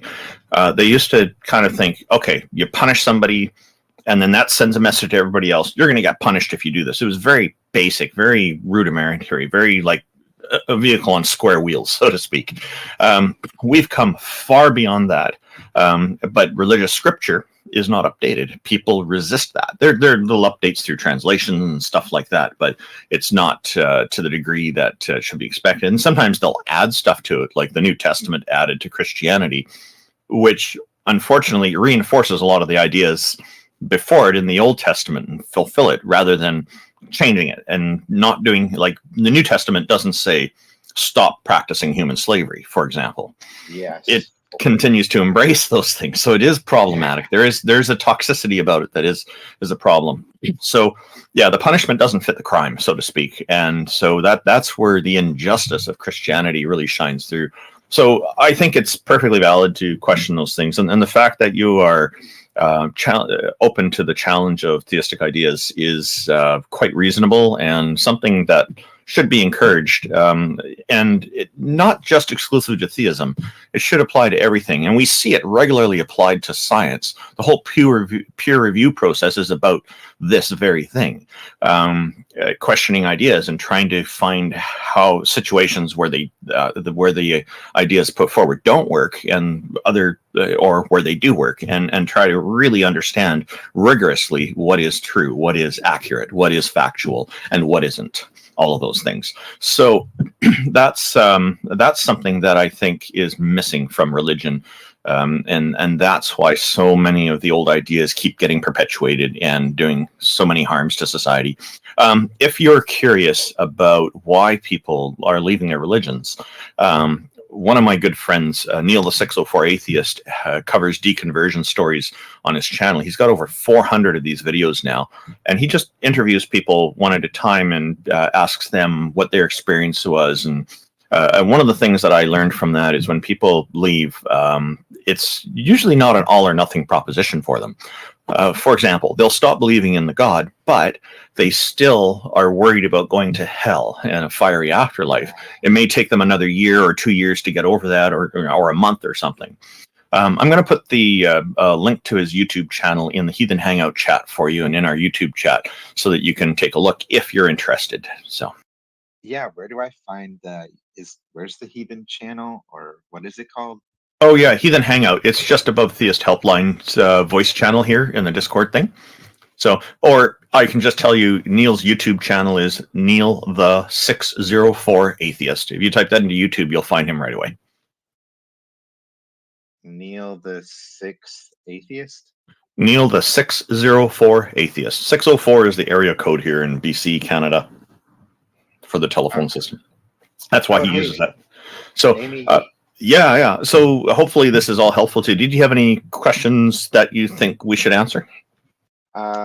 Well, I'm going to ask a question, but I want to tell Amy, hey, I checked out your YouTube channel after I talked with you a couple weeks ago, and I liked it.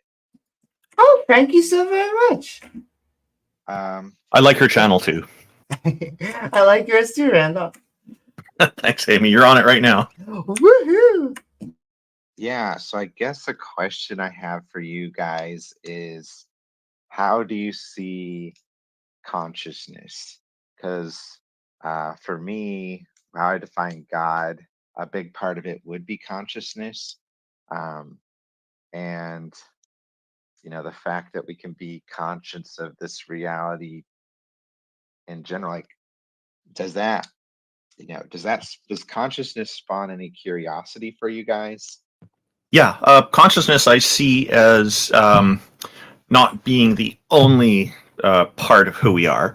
Like, what I mean is consciousness also needs memory. It needs to have some kind of interaction with the real world. So we've got our senses for that. We can sense sight. We can hear things. We can feel temperatures. We can sense balance. We can, and there's more than 6 senses. There's all kinds of stuff that we can sense. And then some species, like cows, they can sense magnetic north very fairly easily. And as a goat herder, you might be aware of something like this. I don't know if you've ever seen. I know the cows will do this. They'll all end up facing the same direction in a field because they're kind of in tune. Almost all of them will face the same direction because they're all in tune with magnetic north. I don't know if the sheep do this or the goats do this, but you might know. But being a goat herder, but which I still think is really cool. You're out in nature all the time, and the animals are great. But there's, without memory, for example, and without the ability to interact with the world and sense things, or at least to sense things, consciousness would be pretty useless, I think. Any thoughts on that, Amy? Yeah, I just wanted to agree with everything Randolph just said. But also, I see consciousness as a system of awareness. We have on one side being fully conscious, and on the other side, of course, being unconscious. We have different shades. Sometimes you're kind of, out of it. Maybe you're less conscious than normal. Then you have coffee. Now you're super conscious. Not the supernatural way, but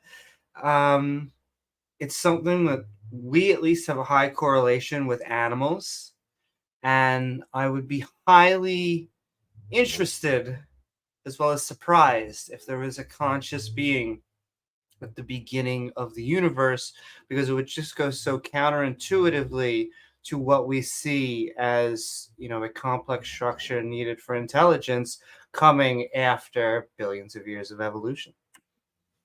Yeah. So would you guys say consciousness? I agree with that, Amy.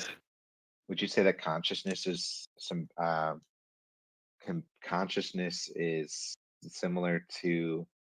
Would you say consciousness arises as intelligence grows? No, intelligence is it depends on consciousness and our memory and our understanding of things, our comprehension of things, and our knowledge. But intelligence would be an emergent property of this. I hope I'm answering your question properly on this. I think I'm going off on tangents now. But I could also prove that they're different in that we, at least for right now, we have a version of artificial intelligence where we are able to, from my view, intelligence being able to do things like make predictions, but consciousness has the ability to make inaccurate predictions. And so lots of conscious beings that aren't smart as much as, be myself some days. Yeah, that's fair. All right. Well, thank you guys for the conversation. I enjoyed it. When are you guys going to meet next? So we have the schedule on the theisthelpline.com website. We typically meet on the first Sunday of every month. All right, sweet. Well, I'll see you guys next time. Thanks very much, and I hope you enjoy Neil's channel as well. It was a pleasure talking to an actual goat herder. I think that is really cool. Thank you very much for joining us. Really do appreciate it. Take care, guys. Fun conversation. Thank you. So Andrew O is back. He's got some more he wanted to add, I believe. So Andrew O, if you're there, come on up. If anybody would like to come up here as well in a minute, feel free to raise your hand. We'd love to have some theists up here. Andrew, welcome back. Thank you for joining us again. Howdy, howdy. Glad to join you all again. What were the things that you wanted to add? I noticed in the text chat you wanted to add some things. Oh, that was once again to a previous caller at this point. So I figured I'd just kind of put it in the side chat entirely. But I can read it out here, I guess, basically for those who were around at that point in time, referring back to the yes, please, because a significant portion of our audience do just listen to this show in the background. They're not reading the chats. Okay. Yes. It was kind of just tied. the previous commentary that I had was with regards to the limitations of the Big Bang to our awareness of what happens before, and that does not make any implication to whether or not time actually did not exist at that point, only that it was the start of our ability to measure, but doesn't actually describe any true sense of limitation of time. But also the fact that whenever we've talked about things like a singularity, as if it contains all that is. Andrew, time is just a measure of change. Yes. Yeah. That's a gaming reference. Yeah, we get that. Yeah. But they like to try to think that there's a beginning per se.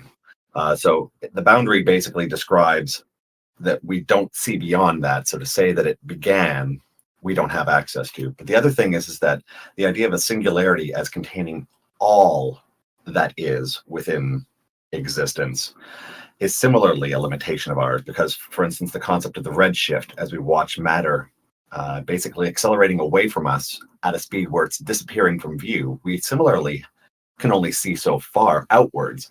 We have no idea what's beyond, but technically, by the mere fact that we have observed the redshift, we know that stuff is going beyond our view, which should be humbling to the idea that we have no idea if there is potentially another expansion, some happening elsewhere, or potentially infinite expansions.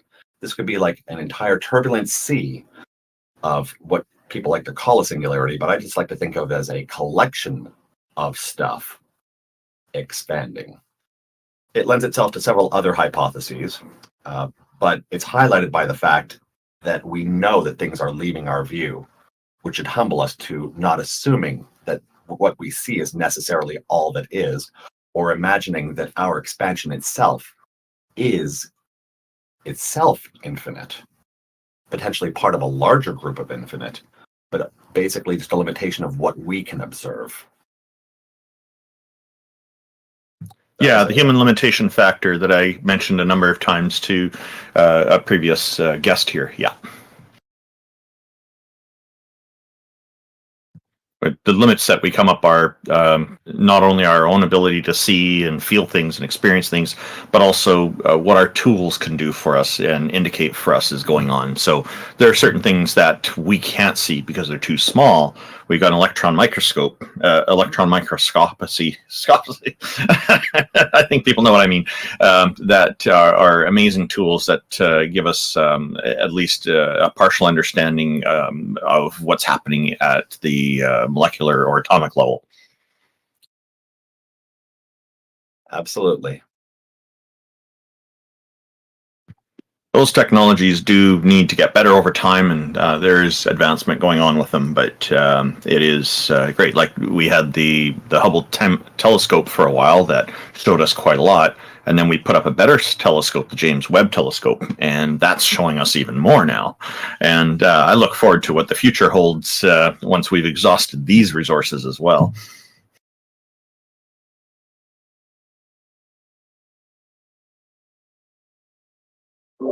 Yep, and every time we think we've hit the bottom, we find one more floor underneath. Is it turtles all the way? Who knows? I was just going to say, is that an analogy, almost like the analogy turtles all the way down? Well, thank you, Andrew. It's great to see you here. Thanks for joining us. Really appreciate it. And did you have anything else that you wanted to cover, or? I was just covering the previous point. I missed the last 2 or 3 minutes of the last caller there, unfortunately, but sticking around to see where things go. Yeah, he was talking about, he was an actual goat herder, which is a cool profession, I think.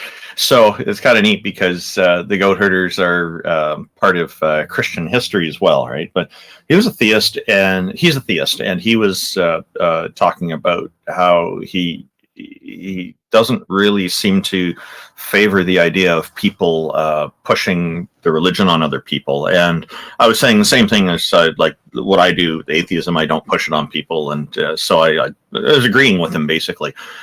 He brought up some good perspectives and some interesting questions about consciousness, which I thought was really cool. Sounds like I may have missed a few good ones in between there. Well, we do publish this on. This is live on YouTube right now, so that will always be there on YouTube, and I'll put the link in the Heathen Hangout chat for you as well. Excellent, greatly appreciated. Yeah, we've got a whole history of shows here, so yeah, it's great. Thank you very much.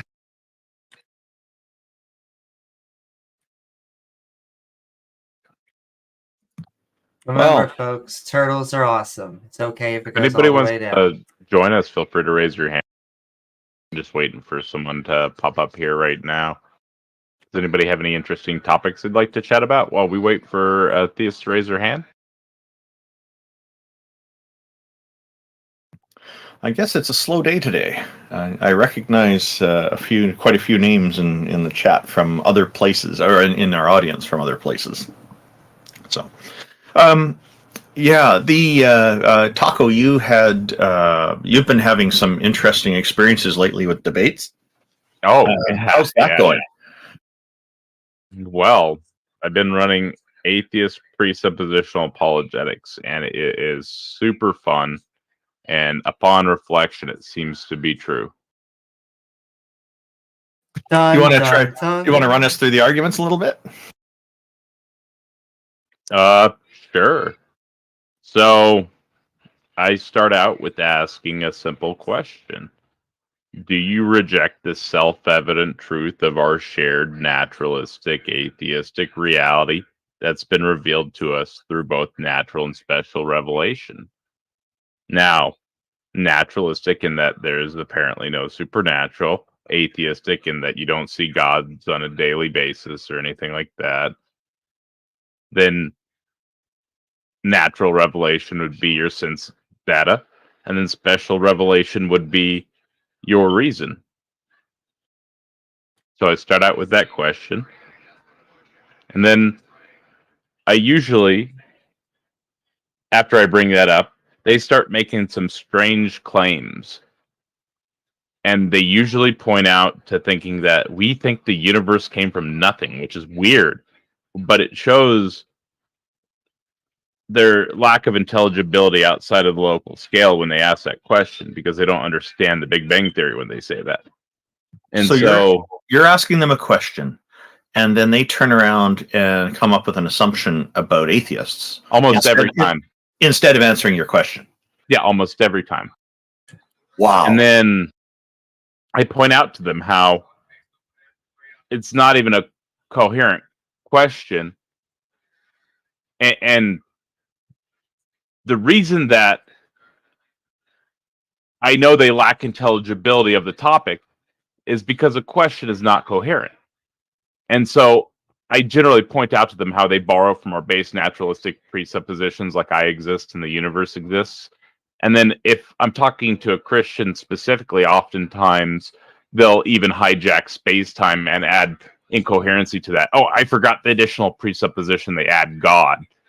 Anyways, so they add additional incoherency to space-time, and they create this concept called the uniformity of nature, which is insane. I get why they do it, but they apply incoherency to it, and it obfuscates everything outside of the local scale from them. So these grand concepts about the universe are unintelligible to them because their base level presuppositions don't allow them to understand what's being said or what they're reading about. So basically, I'll describe this better. So they're basically wearing like rose tinted glasses because of the additional presuppositions and incoherencies that they apply.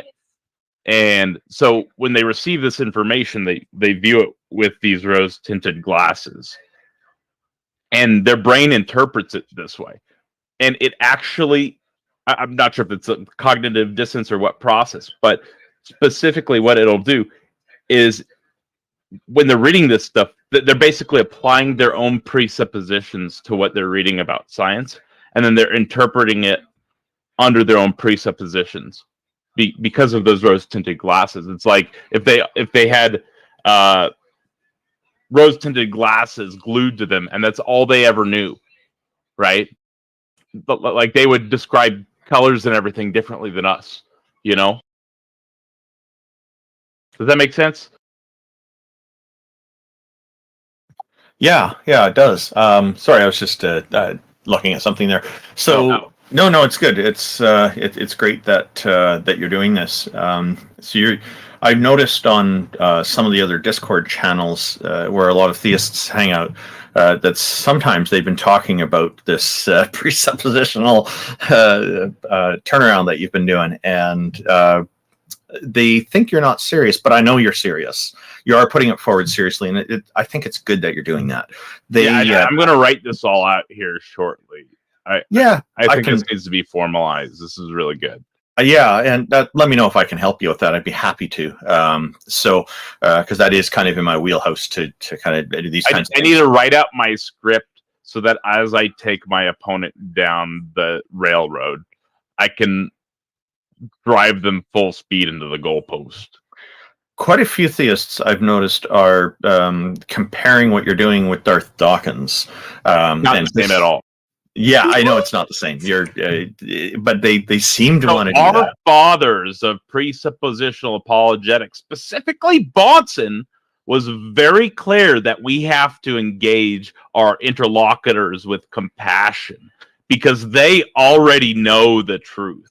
It has been revealed to them through both natural and special revelation. So they already know what's being said to them. You just have to elucidate it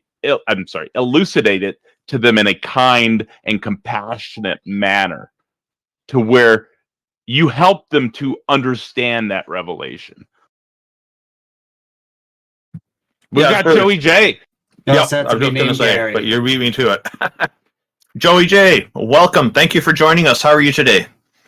I'm doing pretty well. How are you guys doing? Good. What's on your mind, sir?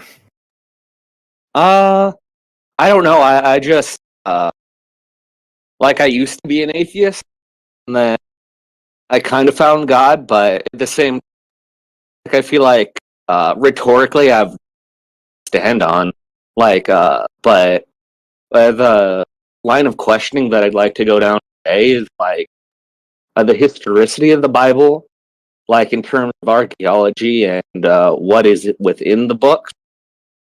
Or did I say the Bible? I'm that's fine. I just want to know where you found God. This is your chance to speak on this. So you favor questioning religion and the historicity of the Bible, or did I misunderstand you? I want to, in terms of showing that there is something there that I'm not sure what truth you can make by saying that these people existed and we have historical proof of it.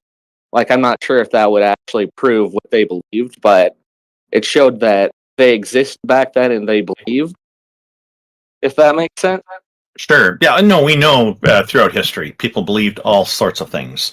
And a lot of the time the beliefs are wrong. Like one example is many people used to believe that the sun revolved around the earth. But later as scientific understanding of reality improved, that was disproven. So, and I see Babs is here. She's going to be next after you. But it's great to see you, Babs. So, Joey, you mentioned something there. Are you meaning there's a deity there, like a god or something? That are you convinced of that? And if so, why? I believe that there is one there. My problem always runs into proving it. And then, it feels like the only people who are really hardcore on my side talked to some anti-evolutionists yesterday, which I do not adhere to, but, they hadn't everything that I asked. At least but upon further reflection, I came up with things to say back. But I don't know. It's just crazy. I feel like I'm having a crisis of faith every day. Because what you guys say makes the most sense logically, but one of the things that you run into with theists is that they really base their worldview on logic, and I don't think that you can prove God with logic. So first of all, I'm going to say I really appreciate you finding that what we're saying is logical. We thank try. you for being intellectually honest. That's all. We try, yeah, we try to be, but we're not perfect. Like I was in error earlier in this program. I rejected somebody claiming that Christianity is growing in China, and it turned out I was wrong. Somebody posted an article, a credible article from theeconomist.com, and so I reposted that here as well as in the YouTube chat, and I made a note publicly in that conversation that turns out I'm wrong. I stand corrected on it. One of the most important things is that to understand is people can be wrong, and in many cases are. And how people deal with it. Are they willing to correct that when they discover that they're wrong? That is one of the most important things. And there are, I find, a lot of people, atheist communities as well as theist communities, that will not self-correct. And they are, in some cases, even resistant to self-correction. They're resistant to new information. So, and I'm going to give you a reference because you mentioned that you're kind of struggling with some ideas. I just have 2 more points to make here. So one of the points is that my good friend Neil, the 604 Atheist, he runs a YouTube channel where he interviews people who've left their religions, and each person has a different unique story, and it's fascinating to listen to because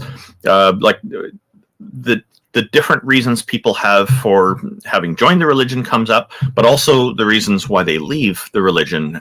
They really get into that. Some of them, it was an easy thing to get out of. Others, it was complicated. They had family pressures and different societal pressures and things. So I'm going to post that in the Heathen Hangout chat, the link to his channel, which is youtube.com/Neil604Atheist. So he's got over 400 of those deconversion stories on his channel. Now, you asked about, you mentioned that you're kind of, my last point, is you're talking about the struggle with believing in this God. Sometimes you have some questions about it. One thing I will throw at you that might help you develop more clarity in it is to consider, why is it just one God? Why is it not a goddess? Why is it not multiple deities working together as a group to spread the load to create the universe? Can I stop you there? Sorry. Yeah, please. I'm done. Go ahead. I don't believe in like one God, like theism, Christianity. I believe that there's a unity in religion. Okay. Like recently, like I have a hard time. Have like little rituals that they do every day, and I have like 80 or something. I can't focus, but like behind that is like the closest thing that I've been happy with a religion. Maybe Buddhism, but that's even crazier in terms of rituals that they do. You know, in the early times, even the Buddhist scriptures support it. There is quite a lot of misogyny, sexism, and whatnot in it. And for a woman to get married, she had to get permission from her father, and these sorts of things. Now, some people will argue that this was a cultural thing. Yeah, I don't deny that. And a lot of religions are based on the cultures they were created in. So, but today I find Buddhists typically don't agree with the sexist aspects. And I think that's a very good thing. I find more sexism in Islam and Christianity still prevails, but at least Buddhism has moved past it. It's still in their ancient scriptures, but they're just not they're just not in favor of it all, because I think they see the problems with it, right? So Yeah. And if you don't mind, well, it sounded like you wanted to say something. Oh yeah, I was just saying that the old Theravada scriptures, yeah, the Buddha did have some sexist things to say. Like, they're preventing you from reaching enlightenment, but that's all I've really heard. I haven't heard that to get permission from the father to marry. That's an interesting fact, but yeah, it probably from transition from Theravada to Maha, because they had like female bodhisattvas, so it was a lot easier to just dismiss the sexism of the Buddha because he's the Buddha of the time that was needed, not the incarnation of the cosmos. Then, Well, and can I just bring up a few points, which is that, well, first of all, I'm glad that you are pro-evolution. That tends to be not only a bad thing, but detrimental to our education system. About biblical history, it's some of it is history. It talks about Egypt, but just because Egypt is a true place doesn't mean that everything, that there was a Moses and talking bushes and all this other stuff. You were also two things, and I'll hand it right back over to you. You said that you found God, and so I'd be very interested. The joke is just standing there. Where was he hiding, or she, or they? And then what I would say, because I consider us in kind of a way counter apologists, counter Dawaists, counter whatever version of theism you got, is to invite you back and say, hey, let me tell you, if what the skeptics are saying makes a lot more sense, then come on over here. The water is fine. Just all I would say with that is think about what you liked about religion. Was it the community? Was it meditation, tradition? And maybe you can be the person that leads. You can lead a meditation secular group or whatever, because we need alternatives to religion. I know that was a lot, but yeah, I didn't really have anything to say second, but I completely forgot that. I just wanted to know how you found God. Oh yeah. Well, it's rather personal. First time in my life, I legitimately. Sorry, Joey J. Sorry to interrupt. Your audio is breaking up. How about now? Okay. Yeah, I guess you moved to another part of the room. It seems to be fine now. All right. Well, like I said, it's rather personal. Made a personal prayer first. I got an immediate answer. Like, I don't know. I hesitate to even really say stuff like that because you'll just say it's anecdotal. But I don't know. It just makes sense. So, did you say that your prayer was answered? Yeah, like that night. What was the prayer? In a very I don't really want to get into it because we're being live streamed. Like, I can tell you. Understandable.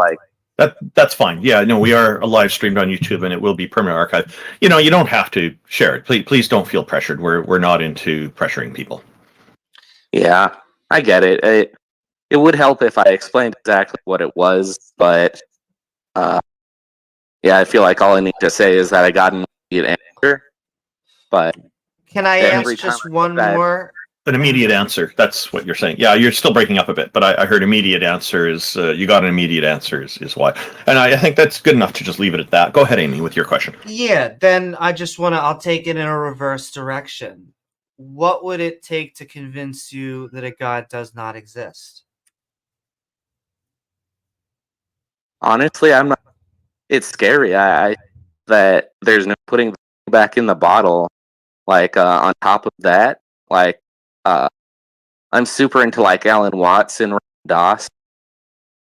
So like that new age style of things, and like even that makes something behind.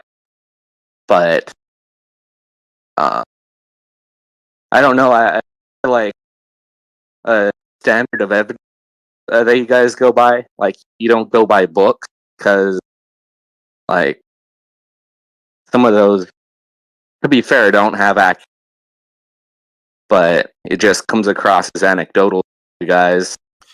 Sure. Can I interrupt because I have Ricky Gervais in the back of my head who likes to give the story about how you could burn every book right now, and slowly but surely, each and every scientific fact would be re-recorded within these textbooks. And yet, if we were to do the same thing to every religious book, chances are almost none of them would come back exactly the same. And it's because in science, we're peer reviewing, we're doing things more like discovering things, discovering reality. Yeah. Thing I can say to that is that it wouldn't come back in the exact way, but it really would form. Which, like, if you're talking about the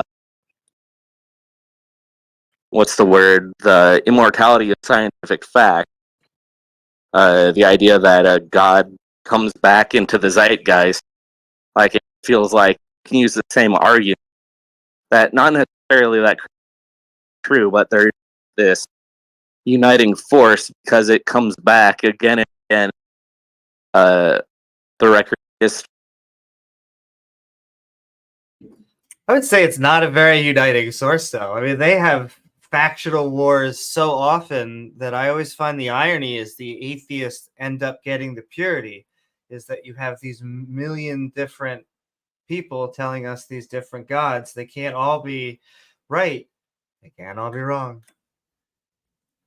I guess Baha'is authenticity of religion, like what was told at one time, like that's what they needed to hear. Like, for instance, the not having pigs or like other weird rules.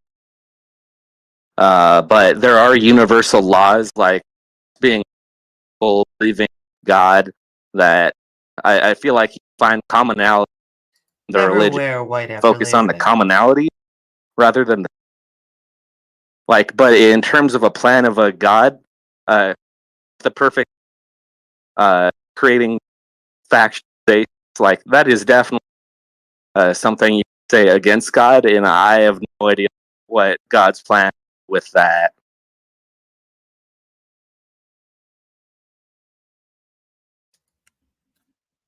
I do apologize. I feel like I heard 50% of that. Oh no, I don't know what's the matter with my phone. What? Yeah. It's unfortunate. This does happen sometimes, but I think we are getting the gist of what you're saying. All right. And All right. like Well, I thank you said, for coming up. oh yeah, no, good Taco. Oh yeah, I was just saying thank you for coming up. We got another person in queue. So, do you have anything else you'd like to say? Not really. I just think we're gonna continue to run into the same thing. Me believing, but not being able to prove it. So I can yield the room to everyone. Well, what I'll quickly say about that is there are many times in our lives where we will believe things without evidence. And that's a natural thing to do. I think where it becomes a problem is when somebody takes a belief that they don't have evidence for when they need to make an important decision about something, such as setting a government policy that affects a lot of people. You want to make sure that you have the right information to make certain decisions. See, when we go to watch a movie, like when I go to watch a movie like Lord of the Rings, I will believe just temporarily during the movie, I'll believe what I'm seeing is real so that I can get more entertainment value out of it. So in this respect, that kind of belief is fine. It's good. And when the movie's over, or if it has to end early because of power outage or whatever, I know none of it's real. So it's fine.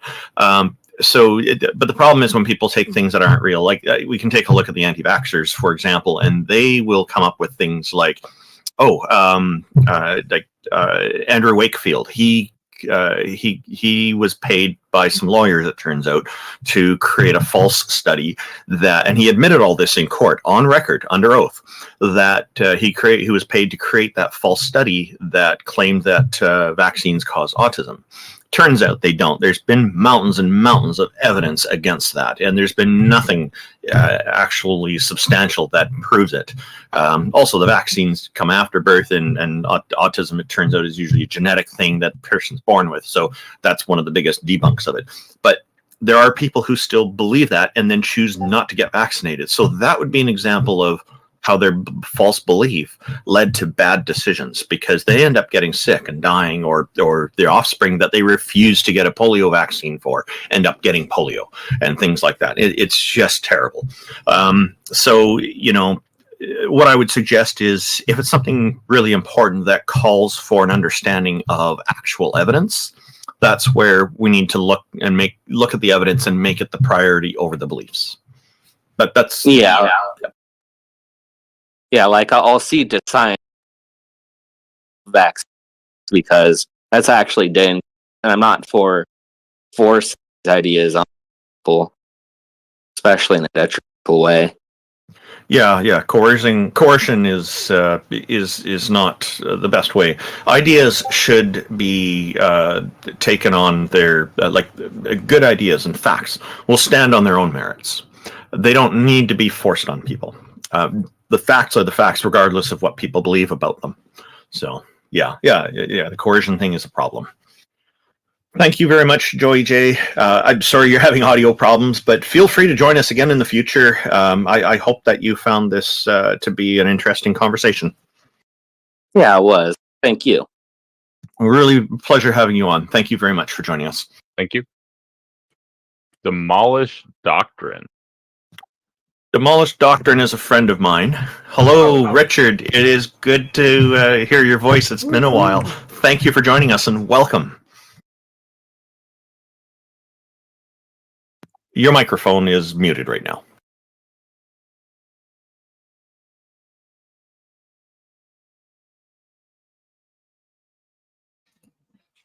And I don't think he's server muted.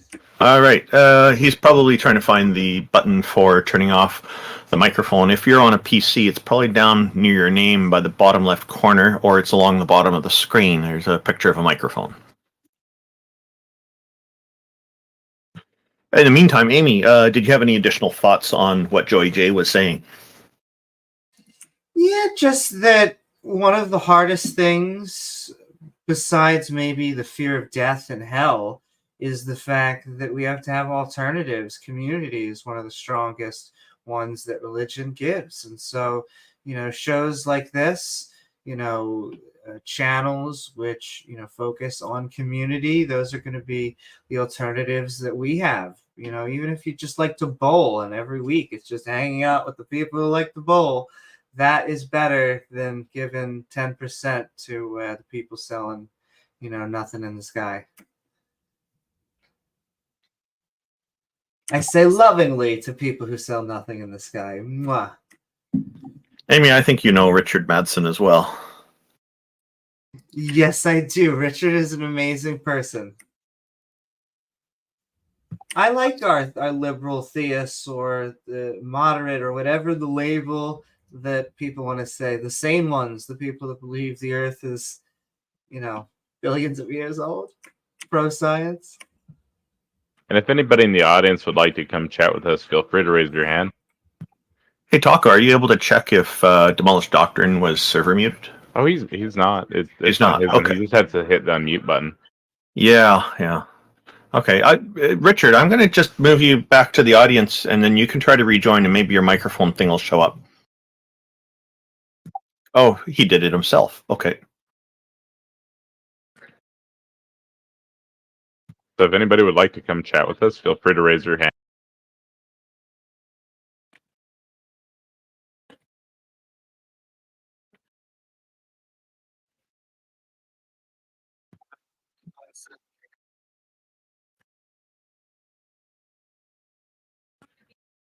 Well, I guess Richard's having some audio problems. What we'll do, we'll go on to Ascend, and then we'll try Richard Madsen again after that.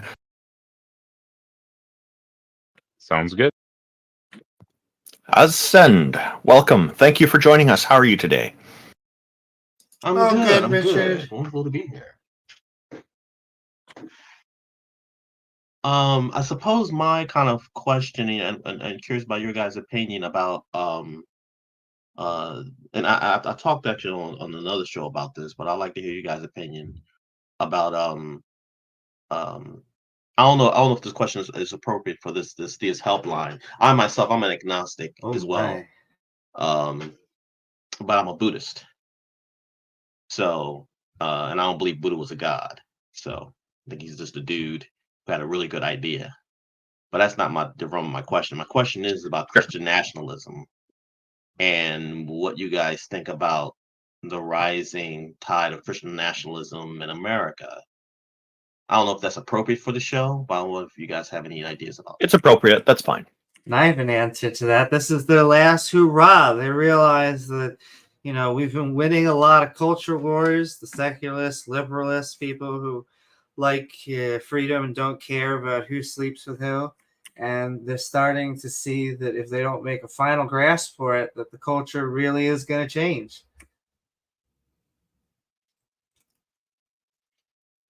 I mean, they win the they haven't won the popular vote in years here. Queues are emptying. PS5, way better seller than the Bible here, as much as they like to give it out for free. And so, yeah. Well, I don't know how this is appropriate or this is a what can I say? When I did an information search on the Gallup poll about how many people believe in God, inspired by God. So this is a whole spectrum, not just the fundamentalists, but those who believe that the Bible was inspired by God. The last one I ran, it was like 49% of our country in America believe that the Bible is inspired by God. So that's a lot of, I would think, a lot of Christian nationalists, well, potential Christian nationalist audience. But then again, I'm not sure. I'd like to hear what you guys think about that. That number is going down every year. So that's not the nationalists. The Christian nationalists are the extremists. The people who believe the Bible is inspired by God are just regular people. And that number is continually going down. I think 49% is the UK. US should be like 60. Ascend, what do you think about there being a Christian flag? I've encountered a few Christians who think that should be the world flag, representing the entire world. It's a white flag with a crucifix. I think it's in blue on a black background in the top right corner of the flag. Yeah, you know, I myself, I'm a big history buff, and when I look at the founding fathers, I really don't see them endorsing this type of thinking.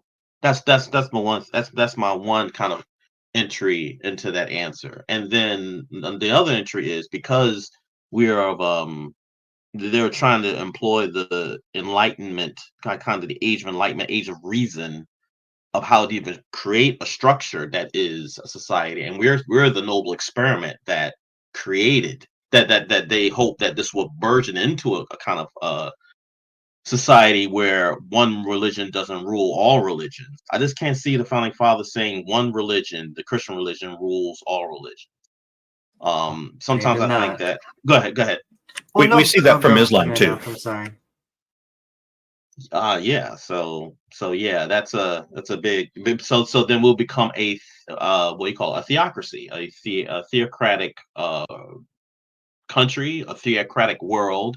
And from what I've seen of theocratic operations in the world, they don't impress me. Well, very They don't? specifically, our country was founded by deists. Now, there was still, unfortunately, we found this country, you know, that everyone was free while not counting giant majority of the country. However, they were not theists, they were deists. The lay audience, the lay people of this country tend to be from that version of Protestantism, the purity type of culture that has now come to dominate these creationist circles. And so I'm going to keep on putting emphasis. The Christian nationalists are the far right, the people that are definitely the most dangerous version. But I want to focus on just all of creationism. Not good. I can see that. I get no argument from me there. Yeah. But like I remember having a conversation with my mother through this, and when it comes to, and this is kind of the, I'm curious your guys' opinion about this. When it comes to, I don't know if it's possible even to dissuade a person who has such a fundamental belief structure. It seems like their belief structure is tied into their identity and how they operate in the world, and even how they frame the world. It's almost as if you take that away, then all of a sudden their whole kind of paradigm fabric breaks down, and bad things. Their mind can't handle it, or their life can't handle it. So I don't know how could we even ask someone whose foundational framework for how they view the world be changed? So part of the problem is that a lot of religious institutions condition their followers to their congregations to look at the religion in a way that's not separate from the individual. So people end up internalizing it quite often to extreme degrees. So any critique of their religion becomes, in their view, an attack on them personally, and that's part of the poison that is being perpetuated by these organizations, and it is a problem.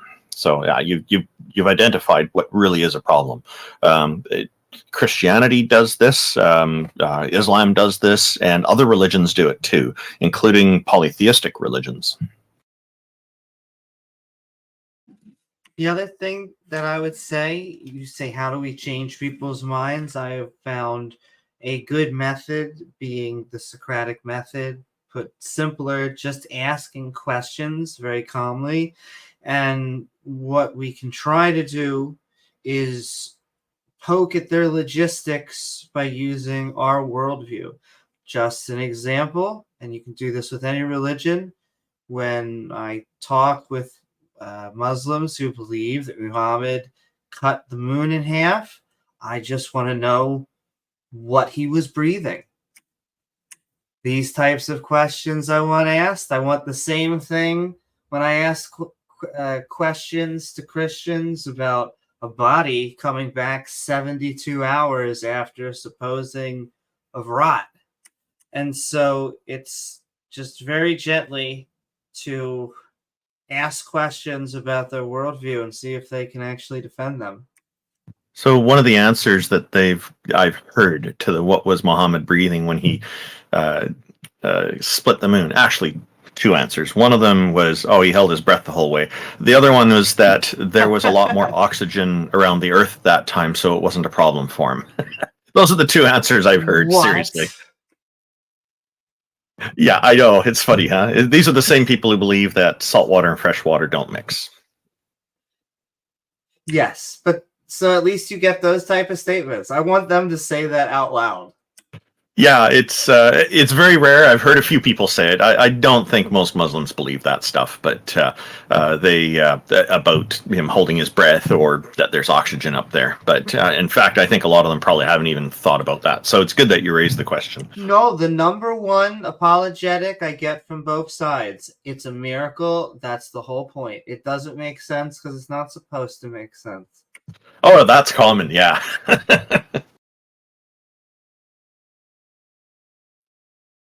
But yeah, any other point ascend? One more. I've heard, and please correct me if I'm wrong, if you heard a similar point but was stated differently, because I could be wrong. But I remember watching a program with and please don't do a collective groan, but you probably will. Jordan Peterson. Oh yes, Dr. Jordan Peterson, I have quite a few issues with him. I've challenged him to a debate because, and I've challenged a number of times, but I think because he's quite famous, I think it just gets lost in with all the different people contacting him.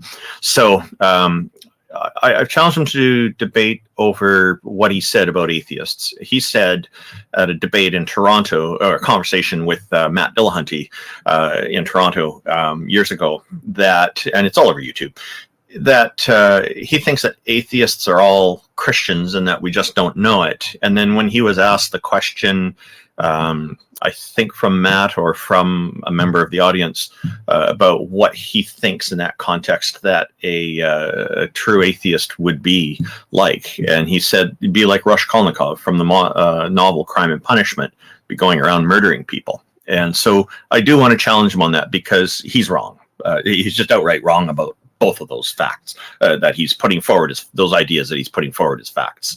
So yeah, but that's the issue I have with him. There's other things too, but those are the main things that I find objectionable about his views on atheism. What were you going to say about Dr. Peterson? Actually, you hit the nail on the head. That's exactly what I was going to say. That exact point. And I wanted to hear you guys' point of view, and you already raised it, so that's great. What are your thoughts on his him saying those things? Yeah, obviously. Well, yeah. Here's the door that I enter. When I think about that, looking at all the various moral systems around the world, religions around the world, moral systems around the world, to say. I mean, there are those that predate Christianity, like Buddhism, for example. And although I don't take I don't take the supernatural claims in Buddhism as to be real. Actually, I go to the earlier teachings. But it's a practice and a way of life, of navigating a way of life without the need of needing a deity to say it so. I mean, his kind of a framework has the individual, test, consider the actions he's done, put those actions go execute those actions, and then reflect on those actions. Were they beneficial or harmful? That's pretty much the engine of morality that he likes to navigate, and to do it with a mind that's cultivated, that's calm and clear, and that you try to take reality as it is. That's kind of a summary. Maybe some things missing, but that's the nugget of it. So when it comes to Confucianism, Buddhism, and various other systems that don't need a god to be a moral system, I find that his need to do that is it doesn't take those other things in consideration. So that's kind of the door I come through. Hopefully that kind of orbits what you're saying. Well, it doesn't have to orbit, but that's what I'm thinking. What I really like about these conversations is that we can find a lot of different viewpoints from people. So thank you very much for that. Thank you. And I agree. By the way, I should have added that on.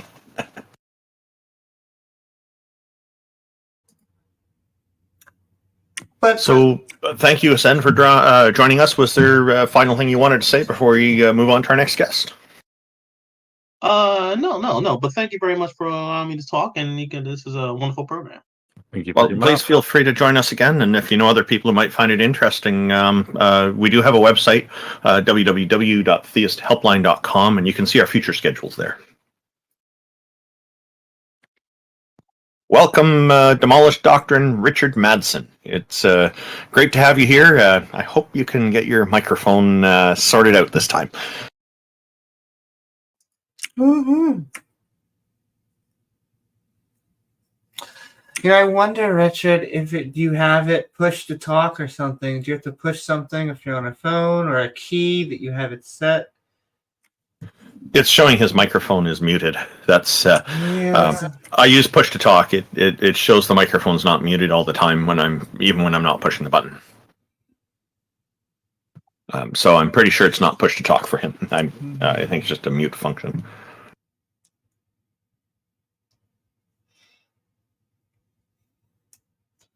Well, we'll keep on sending love to Richard, and just a shout out to everyone out there. Come on, raise your hand, because God does not exist. So I was just going to tell him, but he left. He can probably right-click on his own picture, and there will be an option to turn off the mute function there. Oh, these audio problems. I was really looking forward to talking to him. It's just like everybody who joins. Yeah, if anybody would like to come up and chat with us, go ahead and raise your hand. We'd love to have a theist up.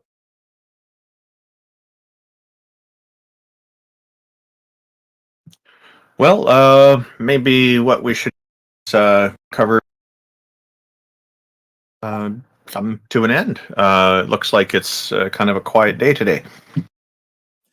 I will say, can I just do? I have my own counter-apologetic argument that is yes, let's do that. Now, it comes from me hating the words. The language begins to exist, which is what I want them to really defend. And so I just have quite simply, everything that exists has a cause 90% of the time. They like that. Premise 2. God exists. Of course, conclusion, everything that exists has a cause. God exists, therefore God has a cause. This is one of my 3 arguments that I use to try and coax out to get them to actually defend their beliefs. Whatever reason, they don't seem to like the conclusion. They're okay with both premises. They just don't like the conclusion. It's funny how that goes. I think Taco runs into that a little bit as well. I see Richard Madsen is in our YouTube audience. I'm going to just try to have him come back and try one more thing. So did you want to elaborate a little bit on some of the responses you've had in the meantime? Sure. In fact, if you don't mind, can I just quickly, I got 2 more. I'll just keep on going. This is... Please do. If they accept this, because you have to use each conclusion as a new premise. So if they accept that, I could do contingency. Human imagination creates most of the gods on Earth. I find that most theists actually believe this. They just don't think theirs is. Premise 2. Imagination is contingent on the human mind. That's a big one we could talk about, but they seem to be okay with that one normally. Conclusion. Human imagination creates most gods on Earth. Imagination's contingent on the human mind. Therefore, most gods on Earth are contingent on the human mind. So at least we've eliminated the vast majority of gods. All we now need to deal with is that one specific god. But oh my goodness, we had so many before.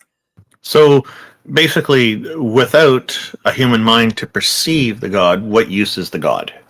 It's kind of what's a question to be asked. A big elephant in the room, do you think?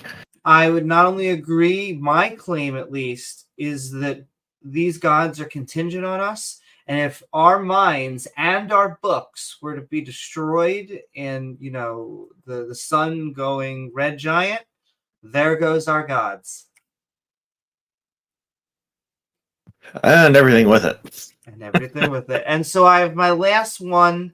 And once again, I oftentimes, if anyone disagrees with any of the premises, I'm okay with that because it has, I would say, a skeptic worldview built into it. And I just want to know what you believe in. And they love explaining what they believe in. They do not love explaining why. But okay, my final one. My anti-specific religion. So we build in our premise. It's logical to assume most gods on Earth are contingent on the human mind. We just found that out before. Premise 2. We have no good evidence for the Abrahamic God existing over any other. I assume that's where we're going to have a good conversation. And then conclusion, most gods on Earth are contingent on the human mind. We have no good evidence for the Abrahamic God existing over any other. Therefore, it's logical to assume the Abrahamic God is contingent on the human mind. Theist, if you disagree, I mean, come on and tell me why my logic is so faulty. Welcome, that guy. I guess we're going to have some chat. You can just call me guy. Hey, thanks for joining us. How are you today? I'm doing well. I was just listening in. Sounded like an interesting conversation. What's it called? Do we have, based off your first premise, does it have to be all about the Abrahamic gods? Because I'm agnostic. I'm not necessarily a theist myself, but the thing that keeps me agnostic rather than atheist is the potential possibility. Like, if everything kind of exists in this universal bubble, and you want to expand in, there could be a potential whatever amount of multiverses. Isn't it possible that we could be like an experiment in a sense? So you try and see what the potential possibility if you run the experiment.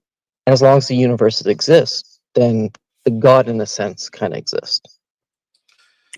I would like to see what your version then of a god is, because is a god what I call the modern version that is this creator God is just of a the concept to me.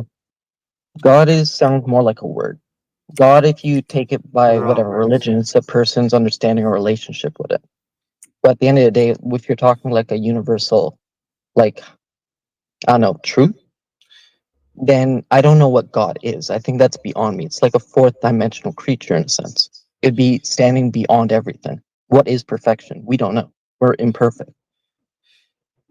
Yes, say that, and it's an adjective. That's why there is no perfect. When they say this is the perfect greatness or the perfect goodness, that is kind of a weird thing because there's no goodness going wom wom wom wom wom. I have other comments, but Randolph, I think, I don't wanted to really say care about something. what Yeah, it is. that guy. Excuse me, I just want to address something. You're saying we're imperfect beings. The idea that this god or goddess or deities is perfect, but creates imperfect beings, seems like a contradiction to me. Why so? If it's an experiment, to say so, it's like potentialities. What's to say we're not just like one offshoot of like a logic tree, and it's just running all the potentials, and it's just like, okay, well, shoot, this is our existence. Why should a perfect being that's omniscient and omnipotent, etc., have a need to run an experiment? It seems flawed. From my understanding, I've thought about this a bit. It seems flawed from like our understanding because we see time linearly.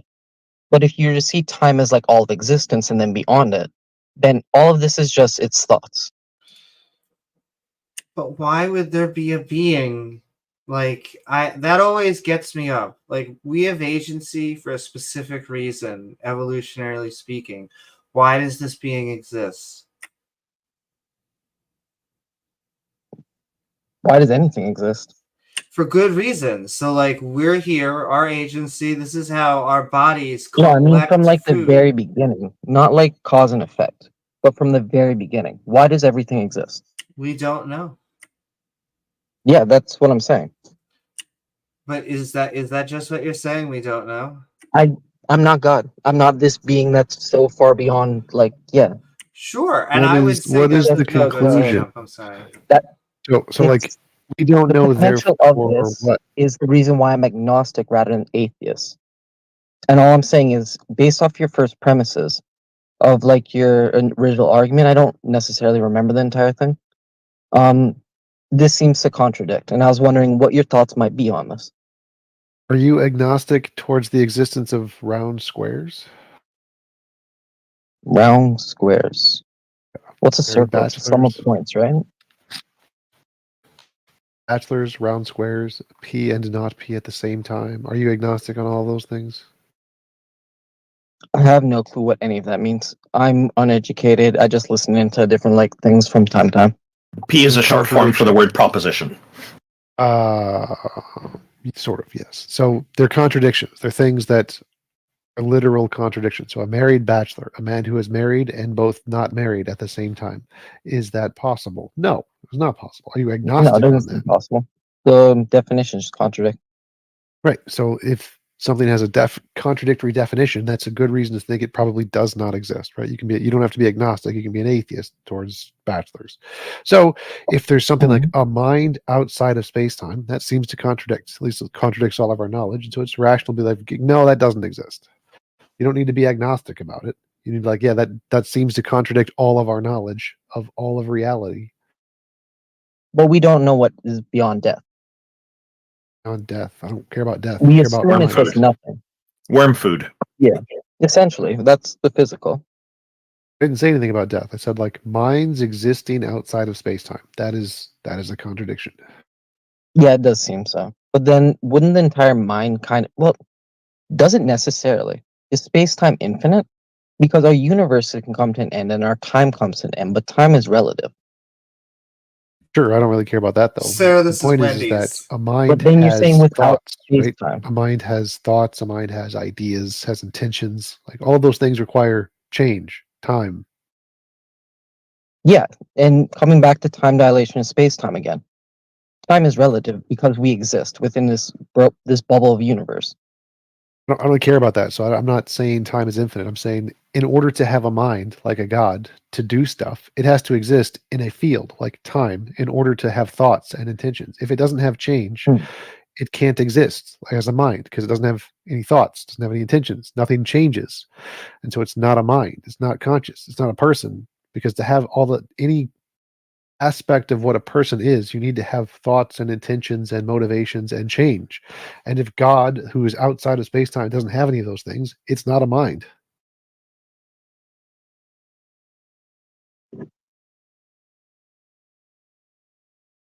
So would you say that the universe is a mind then? No. But it changes. Yes. Why should anybody say? Why should anybody So- assume the space is mind? I'm sorry, I'm seeing this more abstractly rather. I'm saying because I don't necessarily agree with this. It's just the potentials of it. So sorry in if I order come to in one with, sec, stubborn, one sec. I but I'm understood. just trying to approach it from different thoughts, I guess. So my argument And- was, in order for something to be a mind, it has to have change. That does not mean that anything that has change is a mind. All roses are flowers, but not all flowers are roses. So, mind, But what to be is a a mind, it mind, has then? to change. What is a mind then? Can you define that then? A conscious entity with intentions and motivations and desires. I also like Isn't to that just use a an conscious entity? analogy. Then that's not a mind necessarily, because you can have I would say as someone who is like a vegetable would still have a mind. They just don't have a conscious mind. No. Like a mind is a thing that produces consciousness. So if it doesn't have any consciousness, you don't have a So mind. yeah, You have a one thing brain. produces the other.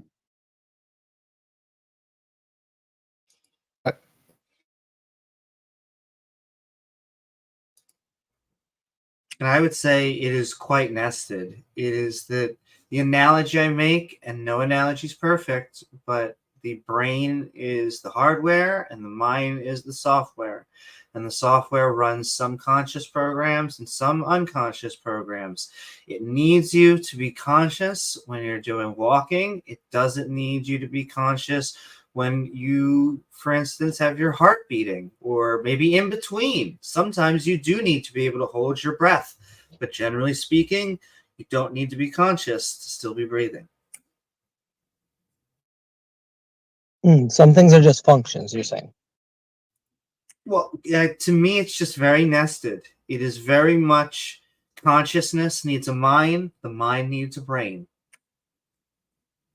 So to put it in a similar way then, to say like the universe and it's like this bubble, and say like there's other bubbles that we can't reach or see, but they exist because, well, it's the sum of all of the universe. Then would these be like different minds in there to say that they come to their change, their idea or expression of life as they come to live it from beginning to end? The reason, no, were you about to say something, T-Jump? I have no idea what his question there was. It just seems I'm just weird to saying call as that analogy, stuff so. minds. It's because a mind, we tend to tie, at least right now, with an agency? Were they in the right mind when they were doing this action?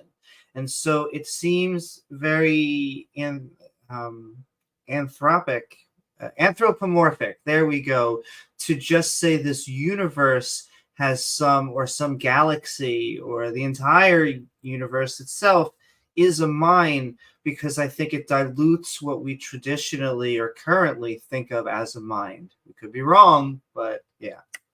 Would simple-celled organisms be considered having a mind, or is that a function? To say, like, okay, let's say there's like some kind of infection or some kind of like damage, and they react. Or like say there's something going on wrong inside of it, and they react to like expel it. A mind would be a qualia, a conscious experience. If you don't have a conscious experience, you don't have a mind. Mind and consciousness are synonymous there. Wait, isn't that okay? That's a conscious experience, though. Yes. Would let's say these cells, as they learn things over time, like they become more efficient, would that be considered a conscious experience? Oh, you need qualia to have a conscious experience. What is the qualia then?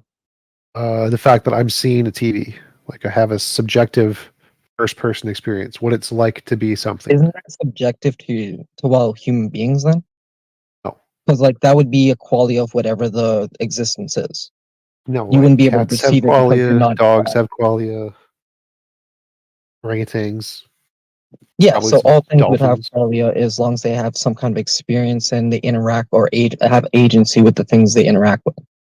You don't need agency. That doesn't matter. All that matters is, do you have quality experience? Like, do you have a first-person mental experience of the world? Bacteria do not. Worms do not. Flies probably do. What makes the difference from mental then? Because like this is where I'm drawing the confusion. What is the confusion? Well, for things to change. Certain things are just cause and effect. Let's say a meteor hits the world and you have a, what's it called?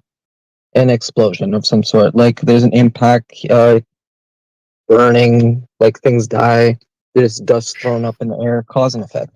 But then there's Sure. things that react to that. Sure.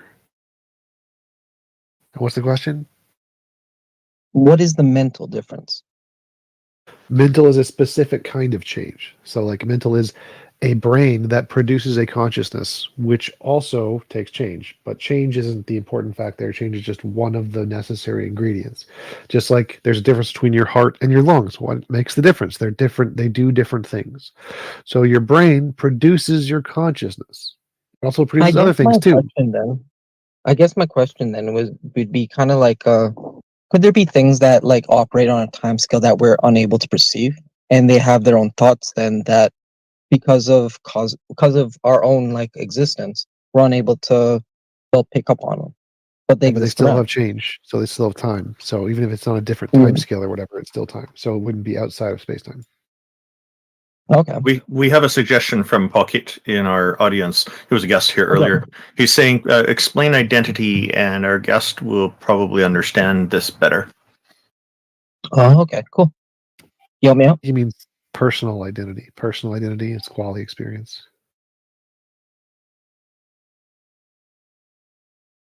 Personal identity is the identity of an individual self, an individual conscious entity. Qualia. It's just another word for qualia. Pocket is clarifying that he means the law of identity. Law of identity. A thing is itself and not itself. There also can't be, maybe somewhere out there or somewhere in the future, a sophisticated enough bacteria that has enough systems that has consciousness. But right now, we get our conscious from our system of neural networks. And so it takes a lot of different systems and a lot of different types of inputs of sensory information, like the nodes being able to, so we could feel, but then completely different sensors when we're taking in our eyes. And we seem to take all of this data in and we assemble it together. And that tends to be our conscious experience. That doesn't seem to be. While. What's that? No, thank you. You're helping me rectify a couple like errors in my understanding because like it's been a while since like what's it called? I heard about like someone like actually voiced that properly. Oh, well, cool. See, I'm obsessed about the subject itself. I come with a personal background. I have to say this at least once a podcast. I have epilepsy, and I always say that consciousness never gets. And I'm actually very happy because that I have it taken care of also because of science. So there's actually good medication as long as I take it. Nothing happens at all. My joke is always, if it does happen, just push me out of the way. But I use it as a fine-tune knife because I find that people aren't serious about the notion of conscious until we start to really attach it to medical grounds, because that's when it seems to become serious to all. I always get, you don't even know that these types of questions, we're dealing with the brain at all. Maybe it's a completely different organ. And yet when we, have a neurological problem, most of us go to a neurologist. And so, yeah. Oh, shoot. That's good to hear. Well, yeah, all right. Appreciate that. And thank you for sharing. Absolutely. Thank you for having this good conversation. That guy, we really appreciate you joining us. Thank you. Yeah, shoot. I'll try listening in the future. Take care. Feel free to join us. We're here every first Sunday of every month. First Sunday every month. Cool. Richard Madsen, Demolished Doctrine. Hey, your microphone seems to be sorted out. Welcome back, sir. Peace and respect to you all. I miss you guys. I've been busy. Oh, it's so good to hear your voice, man. It's been a long time. So, for those who don't know, Amy and I both know Demolished Doctrine, Richard Madsen, for a long time, mostly on YouTube circles. So it's great to have you here, sir. What brings you here today? Well, I noticed the title was Theist Helpline, and I'm a theist, so I'm here to help. Woohoo! I'm supposed to do, but it's just a play on words, man. We know. We're welcome to have you here, and we call it that mostly because we're inviting theists to come on and tell us what they believe and why. I think, first of all of us should accept help. That is counsel from others, especially those that we find we can respect, that act respectable, and you guys do, and congratulations on that. But yeah, we should accept counsel from each other. I think that's some of the best progress humans have made is in groups and teams. And I wish deeply that more Christians would take seriously a lot of the argumentation that I've heard you, Amy, make on your show with James and Randolph as well. Taco, I don't know so much, and T-Jump, I don't know so much, but you guys. Well, those Taco and T-Jump are important people to get to know too. They make a lot of contributions to communities overall. So, and they're both working in very different directions too, but there's a lot of overlap. So I highly recommend them. Yeah, taking counsel from people is important. We do need to be kind of careful, though. A lot of people will see counselors as authoritative on giving advice, but not all counselors are created equal. So it's important for people, I think, to still question what they're being advised and to kind of verify things on their own as well.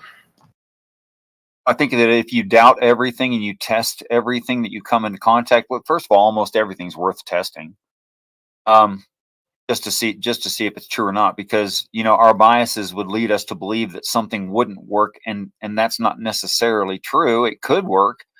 It's just our biases keeping us from testing it. So even the things that seem semi counterintuitive, I would say, to give those a testing against reality and see if they work in actuality. Yeah, something like that.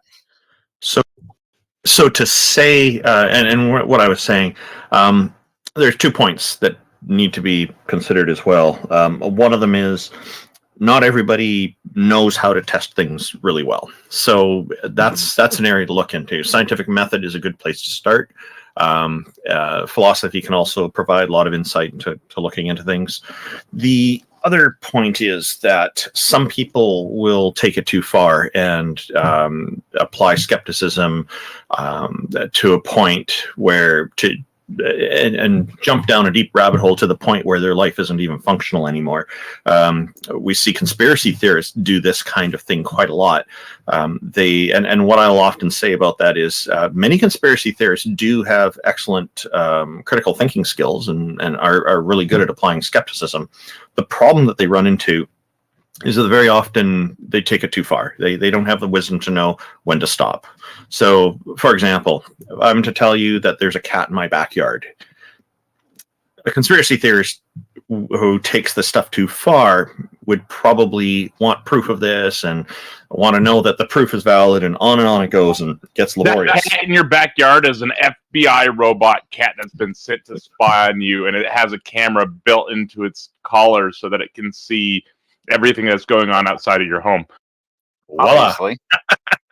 But most people will just believe me because this is a common occurrence. Many people have backyards, and it's not unusual for cats to show up in people's backyards from time to time. So it's just how it is. People tell me, so what I do is I kind of gauge the claim that's being made too. Is it a pretty common thing? Then I'm going to give a weight to it that WEIGHT, that it is that is in favor of it being probably true. But if they tell me something that's kind of extraordinary, then I'm likely going to have a much lower weight of confidence on it, and I'm going to want to know more before I'm going to be willing to believe it. Does that how does that ring with you, Richard? Oh, I think that's good, solid thinking. And when it crosses that line, I like to use a different word instead of skepticism, cynicism, because I think that's a good. What's that? Cynicism has a negative connotation, though, doesn't it? Well, doesn't being overly critical and accepting nothing from outside of your already presently accepted frame, isn't that a fairly decent description of cynicism? Oh, you're talking about the conspiracy theorists being cynical. Yes. Oh, okay. In that case, yeah, that probably does fit pretty well. Assuming that their intentions are negative. I don't know if that's always the case. Although Taco's example is very interesting. It's not always the case, but you gave the example of a person who is self-defeating in life and cannot accomplish certain things that normally people would because of that extreme skepticism. Sure, but I don't think that they have I wouldn't say they necessarily have a cynical point of view. I think they're just taking it too far. To be cynical, I think, includes some kind of negative intention. Negative intention. Yeah. Okay. If it has to have negative intention, then it's not cynicism. I'll not necessarily. Yeah. It can look that way to people who are frustrated with it, and yeah. No. Okay, so what's his definition of God, I think, is the real question here. Okay, and this varies, and I was going to ask you about demolished doctrine, but we can go with defining God. So typically the definitions that I encounter include some kind of supernatural aspect, and very often, like with the Christian and Islamic gods, they include things like omniscience and omnipotence, but there are some kind of non-scientific abilities or unrealistic abilities that would kind of fit in the supernatural realm. So that seems to be part and parcel with the religious definitions of gods and goddesses that I encounter. Does that kind of fit with what you've encountered, or do you get a different kind of a different outlay from people sometimes? No, I've encountered that in my effort to make people think about what they're actually saying and accepting, and bias and cognitive dissonance and all that taken into consideration. It seems that people don't realize when they're saying things that are unreasonable, and especially in that realm of society and religious societies. Yeah. I don't think that. Nope. Rather let you go. Go ahead. Huh? No, we're listening to you. Go ahead. Okay, so I don't think that, for reasons of argumentation that I've heard, these things can be self-defeating. For instance, knowing everything is knowing also the future. If you know the future, you can't change your mind. The ability to change your mind is a common ability. I can do it. But a God omniscient could not change their mind, thereby limiting their power. So then they have limited power. They, in fact, don't have a power that I have, or they were wrong in the first place. So you can't have omniscience and omnipotence in a singular being. That doesn't make sense. So it's things like that leads me to believe that the quad omni Plato God is not logically possible. It's self-defeating. But I don't think that that's necessary in a belief for a God. So I mean, I like to ask people, what's your minimum acceptable God? Like if I'm 3 and my dad's a full-grown man, he is somewhat a God to me. He's 4 times my weight. He's 10 times my strength. He's 3 times my intellectual abilities. He's 5 times my education. He's a pretty intimidating guy, when you're 3. So does that qualify him as a God? Well, it's getting pretty close. Yeah, and I do find in recent years there's more. This does come up a bit more where people are trying to define non-mysterious, non-supernatural, non-unrealistic things as a god. Sure, but that could lead some to people even define the whole useless universe. Some people even define the whole universe as a god, and Yeah, I know a guy. yeah, it just starts I to just get have kind of trouble silly. calling something a god when 99.999. Let's stop right there. You get the idea. Would kill me. I don't think that's my god. When you all talked I've got to about go is too high in this atmosphere, and I'm toast. Yeah, and the claim that the world was made just the universe and everything was just made just for us is easily debunked because That's a silly claim. there are so many things here on Earth that are not suitable for life. And most The of them inside are of in Australia. volcanoes. The inside of volcanoes. Oh, did you just say Australia? Like most of Australia, just kill you. Yeah. Oh yeah, most of Australia. Yeah, that's true. They've got giant flies, and that'll take a bite out of you and stuff like that. I've heard.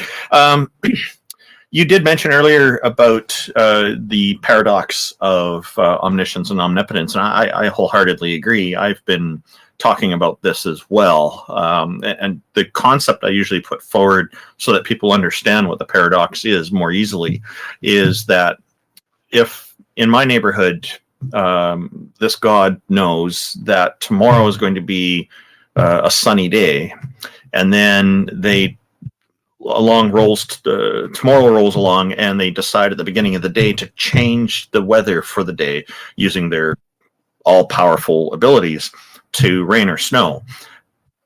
They've then invalidated their omniscience from the day before. So this is echoing what you just said earlier, I think. The more you know. Yeah, it's logically impossible. So, and then the defense I get from theists sometimes on that is that the God is not constrained by logic, which is interesting because they're using logical arguments or attempting to use logical arguments to prove them. Well, here's my favorite. Philosophy is not important. Abstracts don't matter. I love when people say those things. I mean, I'll just point out the problem with that. Saying that philosophy is unimportant is a philosophical statement.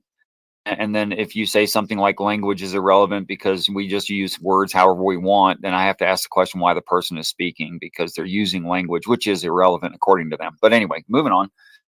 I would say that philosophy is optional, but it's an option that I really enjoy.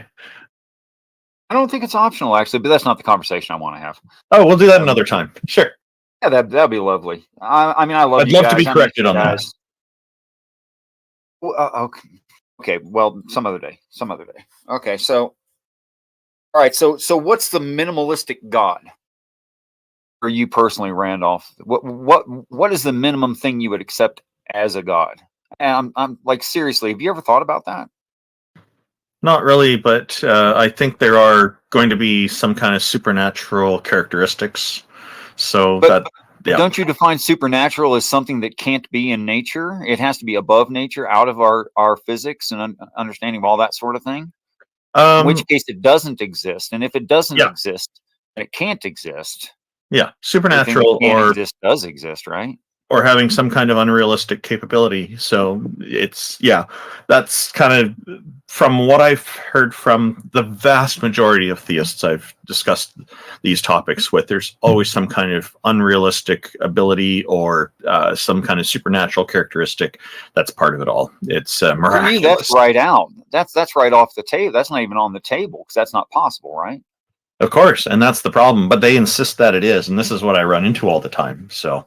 Well, I'm so sorry. I'd like to apologize to everyone for all the religious folks who ever said silly things. You have my personal apology. I don't know what that carries. I'm not expecting an apology. It's okay, but I appreciate the sentiments. I mean, I drag some of that luggage around with me, and thereby, it's nice if somebody who says they're a Christian says, "I'm sorry, Randolph, for all the silly things Christians have said."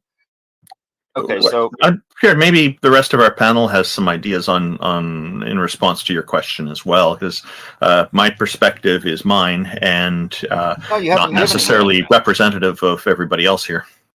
Randolph, you haven't given it yet. You've only said what isn't possible. Okay, but you asked me what I would accept as what a god is, and I told you that seems to be the definition that comes up. Otherwise, I really don't know how to define it beyond those characteristics. There's all kinds of other things can be added to it, but those do seem to be fundamental parts of it. And I'm an atheist. I'm an atheist, as you know. Yeah. Oh, yes, I'm well aware. What if it just had such an advanced understanding of physics that you saw it accomplishing things that you were certain were impossible?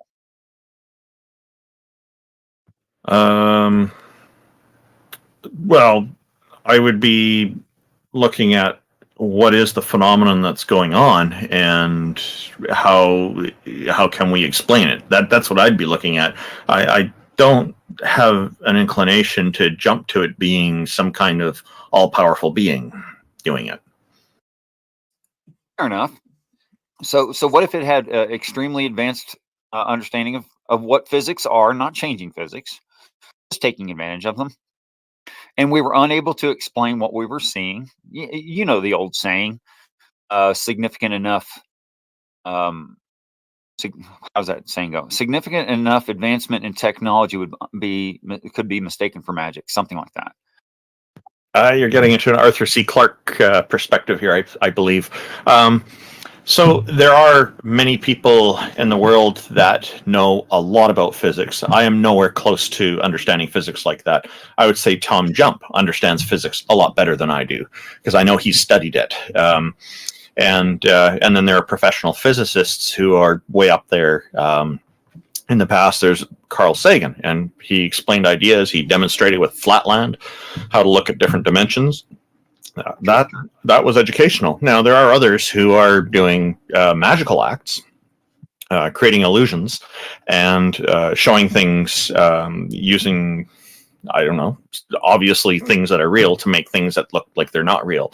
So I end up blocking and lots of stuff like that. Yeah, and I end up with a question: how does that work? How did that happen? I'm entertained, of course, or I'm curious. But I'm not uncomfortable with not knowing the answer. If your questions are kind of around the expectation that I'm not comfortable with not knowing everything, that's not me. I'm perfectly okay with the I don't know mantra. I like that. That's honesty.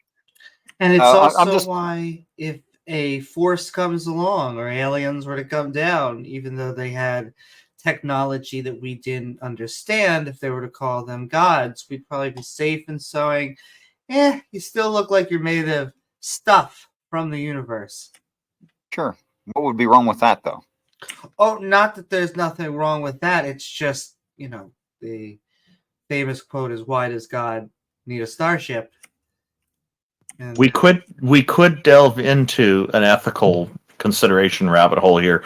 Would it be ethical for advanced space aliens to come here and show off their technology? Star Trek has their prime directives that talk about non-interference that partly address this, but I think this is a different area for another day, probably. Well, it's the only thing I'm really about, actually. Oh, okay. The ethics of it all. Sure. Okay. Yeah, I mean, what makes something important is its applicable usefulness, its benefits, and that's very species specific. So when I'm saying this, I'm only concerned with Homo sapiens sapien. I'm not worried about anything else. That there must be and I think we're scientifically and in politics and socially trying to work toward, the best possible, most well-being for our kind overall. Best possible world, maybe. Yeah, something like that. Yeah. I think we're always trying to accomplish that. Trying to get off the planet, trying to defeat disease, trying to extend life, etc., like that. And yes, I've heard you speak of all the difficulties of it. I've heard Sam Harris speak of it as well, and I recognize that those are valid points. Most of them, but there certainly could be a premium society and a premium situation, so that there is overall, not necessarily individually, but an overall best possible case scenario of well-being for human beings, unless you think not.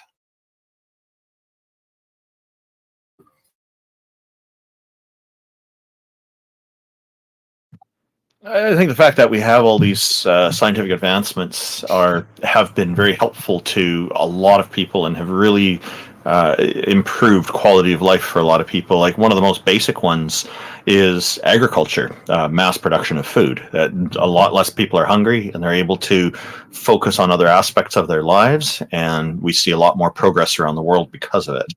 And people live longer, people live healthier. We have a better understanding of how the body works. So experts in those fields can make recommendations to people to have better health habits and live better lives. Technology has also provided a way for people to be more lazy if they want. So laziness is a luxury.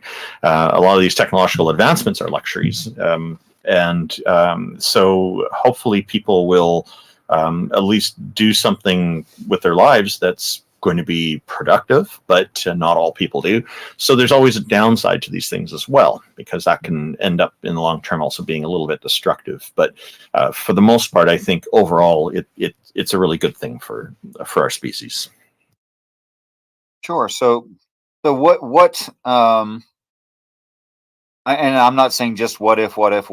I believe this is true, that there's a much more ancient society of human beings that have technology indistinguishable for us from magic, that are the authors of these several stories, not just whatever Judaic story or Judaic derivative story, whatever religion resulted from those, that exists somewhere in the universe, and what they're trying to what we're trying to accomplish for ourselves has been accomplished by them, and that they're offering that free of charge, without qualifiers, which is really interesting. So I think that's actually the case, that religion is a mistake. It's thinking that advanced society is performing magic, which is why you get things like the quad omni god, you know, that they have to eventually claim that to make their god the biggest, you know, but it's not reasonable at all. And it's certainly not being claimed in any of the stories. Yeah, many of the omnis come later and they just get defended by trying to reinterpret the book. Sure, but all the actual claims, for instance, in the Judaic, the Abrahamic religions, all of the claims are qualified. It's only religious practitioners that blow those claims up.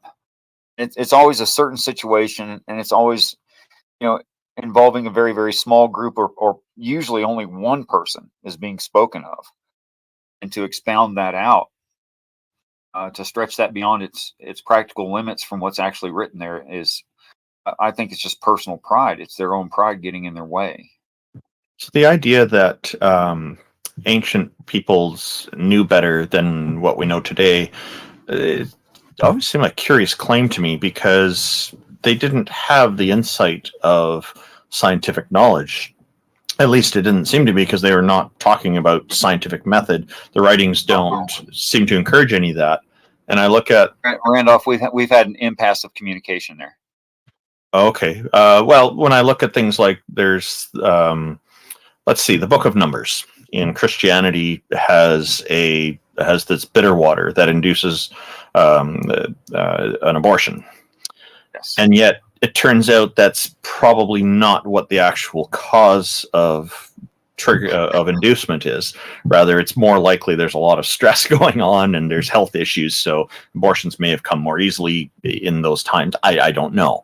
But I'm not seeing stuff in scripture from the pieces I've read that seem to indicate that there is advanced understanding of things, like an advanced understanding of psychology. Where is that following the story of Abraham being ordered to kill his son Isaac? That would be, I would think, a golden opportunity for the authors to reflect on the psychology of not threatening your child with death, and like, what are the psychological ramifications of any kid experiencing a parent trying to kill them? Like, it's going to be pretty awful for them, I would think. They're very traumatic. But I know you said we're at an impasse there, and feel free to go ahead and elaborate on it. I'll take one of your examples. The first one, the temple magic.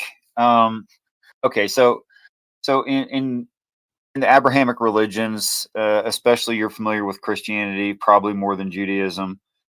The idea of the temple has been translated to like something on this earth that we go to on a regular basis, right? The only problem with that is we have, because of the ideas that we read with our limited understanding, we have read that as like something we're supposed to build. So we built stuff, right?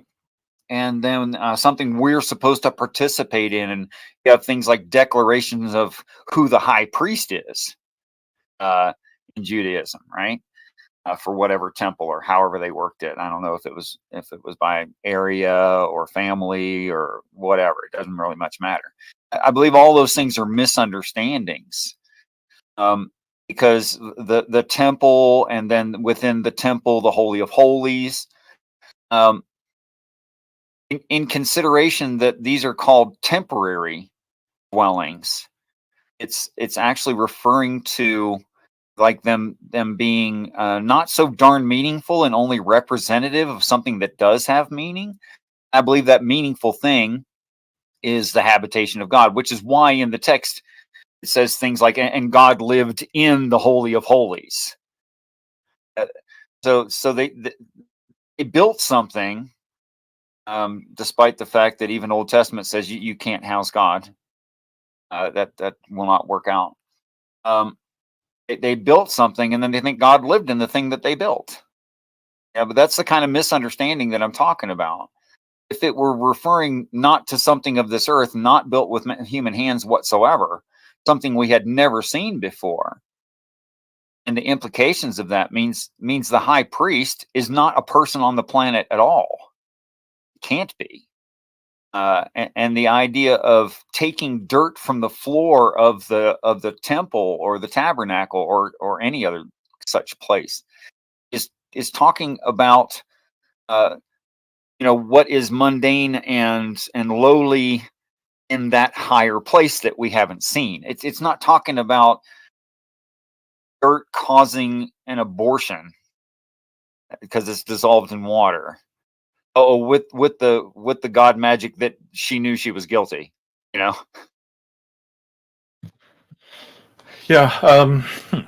it sounds to me like part of the problem, because you're emphasizing misunderstandings, that part of the problem is with the instruction manual. No, it's with the tradition of reading of the instruction manual. The instruction manual itself is fine. I'll give you a real quick, for instance. Today in the United States, if we don't like the things some person says or the way that they say it or something like that, we might call them an ass, right? But that comes from an older expression. That older expression is they bray like an ass. And the expression that Like a ass donkey. derived from, what's that? Yeah, like a donkey. Yeah, well, you might say donkey, but originally it's always been ass. Oh, yeah, I understand. Now, we've recently made that, an anal orifice, but that's not what was meant by ass. It meant the animal. Okay, and then before that, the expression was they had the jawbone of an ass. That was the expression in the Hebrew culture, something about 3,000 years ago or so. So if you said someone had the jawbone of an ass, you don't mean they're carrying a bone around. That's not what it means. But Christians read Samson and think he carried, part of a dead animal with him. He bashed in 10,000 heads with the bone of an animal. That's completely out of cultural reference. It has nothing to do with what the expression meant whatsoever. And that's a simple one to follow. That one's pretty obvious. But still, you talk to a Christian, they're going to say, yeah, this guy made out of flesh, and apparently nobody thought to pick up a spear or a bow and arrow and end this guy. Yeah, he went around bashed out 10,000 brains. That's what he did with a bone. This is goofy, and it's not what it means. It means And it doesn't sound futuristic either. It means he was thought a fool, and they understood later that he was right. And then they changed their mind. Yeah, there does seem to be a wide array of different interpretations on different things. I do find that the way that you're understanding it over the years, I've heard you talk about it, is kind of, I consider it kind of unique. You're in a category of your own, very, very different from a lot of the others, because a lot of the others have a lot of similarities, and you just cut right at it, very different perspectives. Now, I think I may have asked you this before, and I'm sorry I've forgotten the answer you gave because it's been so long. Is there a particular translation of the Bible that you prefer, or are you basically going back further than like pre-translation times? I think actually all the stories are one, and by that I mean Buddhism is Christianity is the story of Ragnarok is end times, etc., etc., and there's just no end to that. That all of these ancient stories, with taking into consideration their societies, their idioms, their value systems, it's all just one story. They're not in conflict with each other, and they're extremely repetitive, and there's only like 20 themes. Yeah, you're looking at the bigger picture, and there are people, which is fine, and then I think that's a good thing to do. There are quite a few people who talk about how religions are plagiarized from each other, and they can show the timeline of it.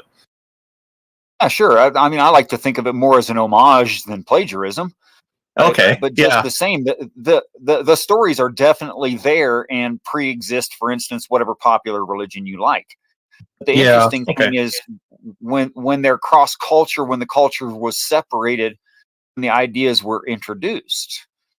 and yet have the same stories in compliance with their culture, of course. Like it wouldn't make sense if I were Hindi to say to me, "Oh, try this hamburger. It's delicious." You know, you just wouldn't offer cow to a Hindi guy for obvious There's somebody reasons. else with their hand raised.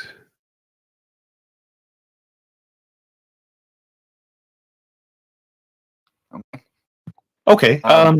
Yeah, Richard, we've the covered same quite a thing in lot. different cultures mean different things. Yes, I'll just warned sorry, my no, welcome. it's okay. I'll just say like one thing, like to support what you're saying. I've noticed that there are, and a lot of people have noticed that there are certain ideas. There's the silver rule and the golden rule, and then I've added my golden preference, which is an improvement on that as well, which is strive Do to that real quick.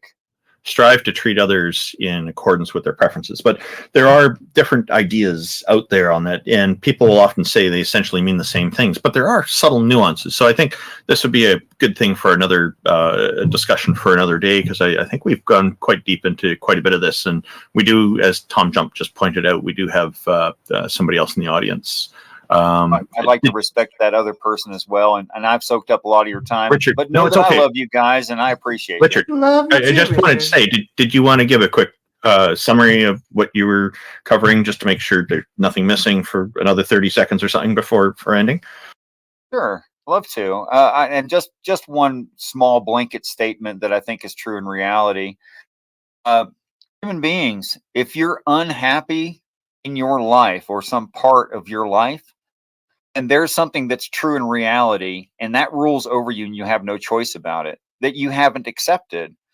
So if you're unhappy, it's because you're maladjusted. And as soon as you accept that truth that's trying to be presented to you, you're going to be happier. And I recommend being happier. But peace to you all. Richard, I would like to address that with you at some point in the future. Let's bring it up in the future. Thank you very much.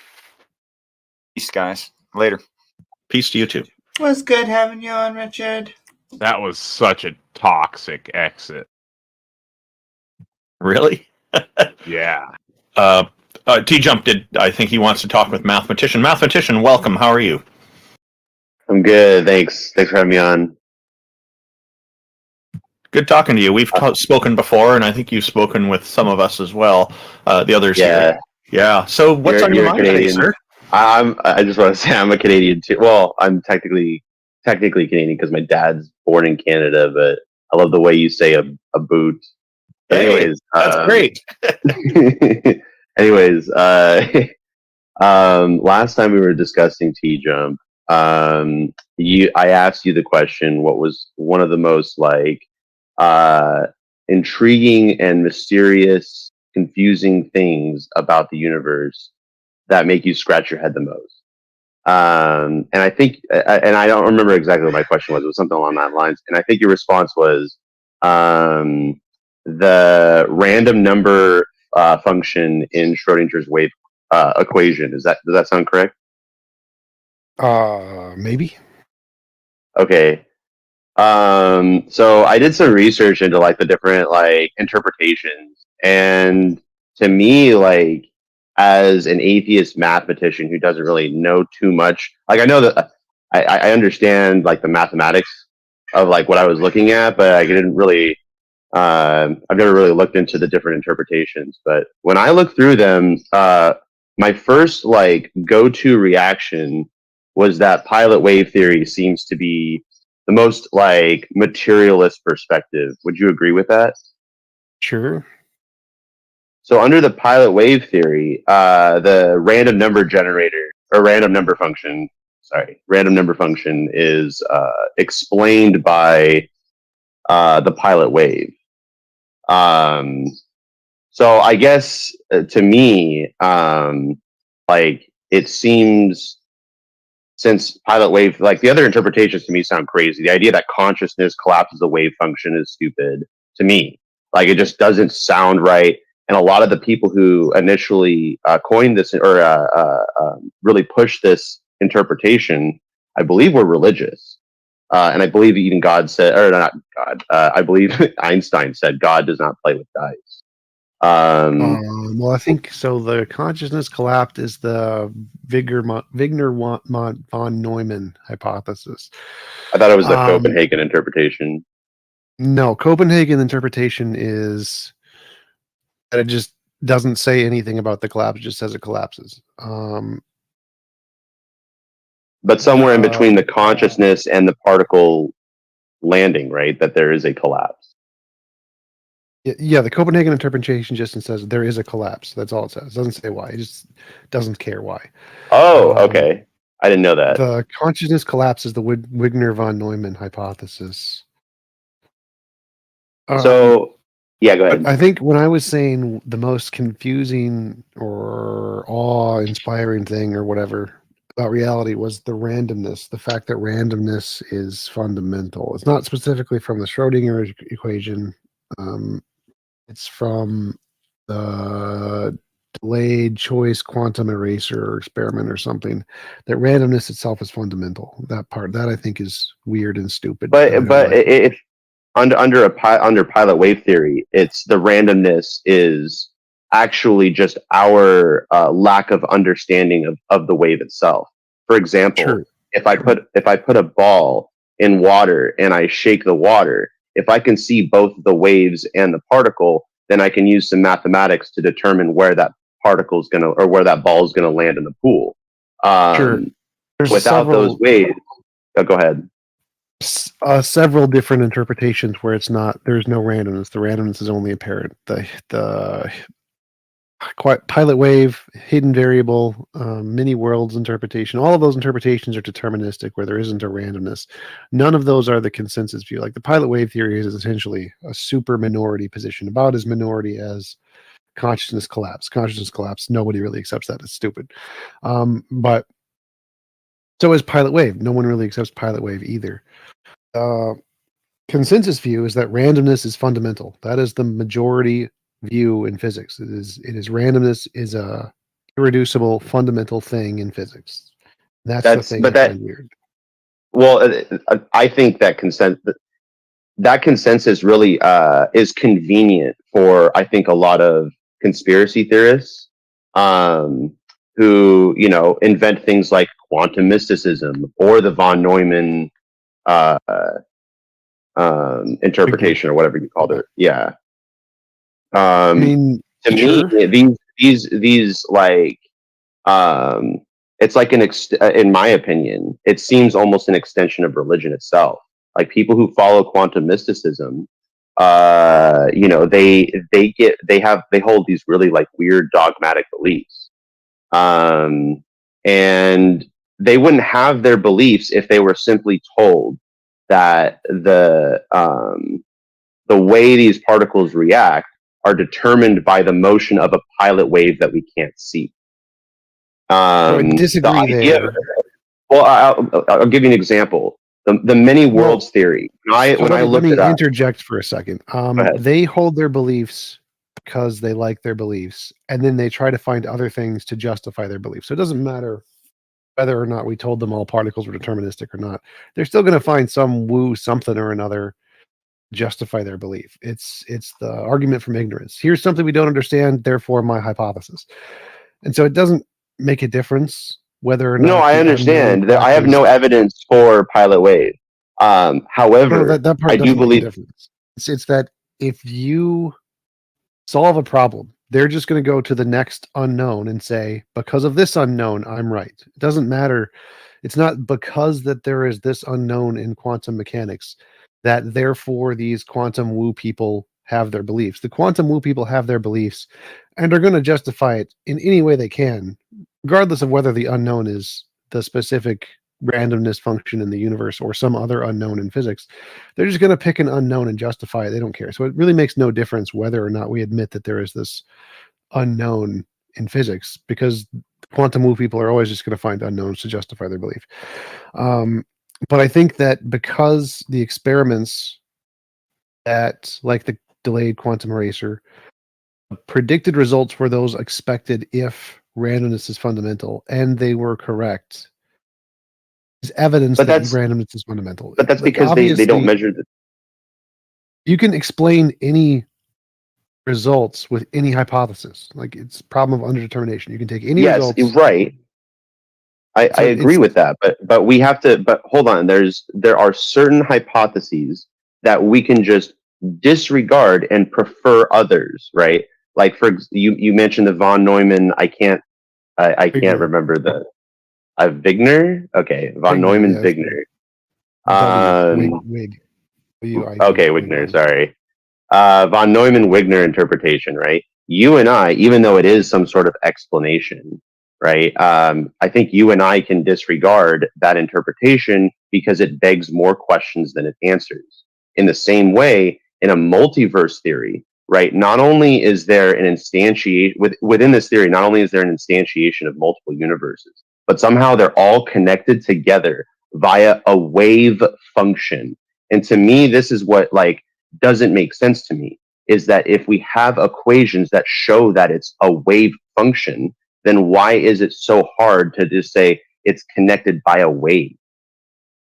To me, it's super weird to connect multiple universes with a wave function. What does that even mean? I'll let you respond. So the wave function, the pilot wave theory model has lots of problems of its own. And problems they look different from our conceptual perspective, from the mathematic perspective. Like the many worlds interpretation, its advantage is that it's mathematically very simple. It's two things. It's the like the many world, like the multiverse hypothesis. It's just using the energy density of space-time and virtual particles, and Guth's early universe inflation just uses the math from those things. You combine it, poof, you get the multiverse and the many worlds interpretation.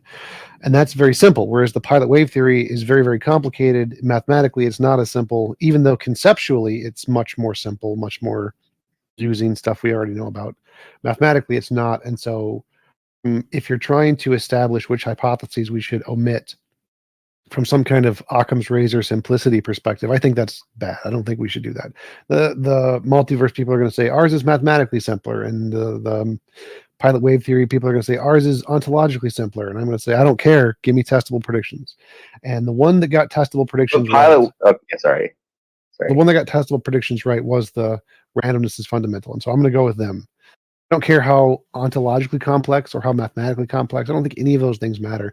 It was able to predict the future before we knew it, and all of the other ones just kind of explained it after the fact. That's fine to say that we don't know what causes the random function and the wave function, but to me, I think it's naive to say that because we don't know, we might as well just say it's fundamental. Well, we're not saying because we don't know it's fundamental. That's not the way it worked. What they said was, I think randomness is a fundamental force in reality. If randomness is a fundamental force, here is what we would expect to see in this experiment. Do the experiment, get the results, that confirms the hypothesis. So it's not that we don't know, therefore randomness. It's that we think randomness is true. Here's a prediction we're going to make. We're going to do an experiment specifically to test for this. And then you get exactly the results you would expect to see. That's good evidence that the randomness is fundamental. Now, can you explain that in other ways? Absolutely. You can always explain that in other ways. But the reason the consensus is randomness is fundamental is because that's the one that's making the predictions and getting them before we know it. And the other ones don't. Yeah, I do have to say though that amongst the coherent interpretations, the pilot wave seems to be something that's most material. Oh, sorry. Amongst the theories that is most materialist, it doesn't have to bring about these. Sorry, can you hear me? Hello. How about now? Is this better? I was just trying to say that Randolph, Amy. Hello. Yeah, we can hear him. Yes, I can. I can hear him. Okay, one sec. Let me refresh.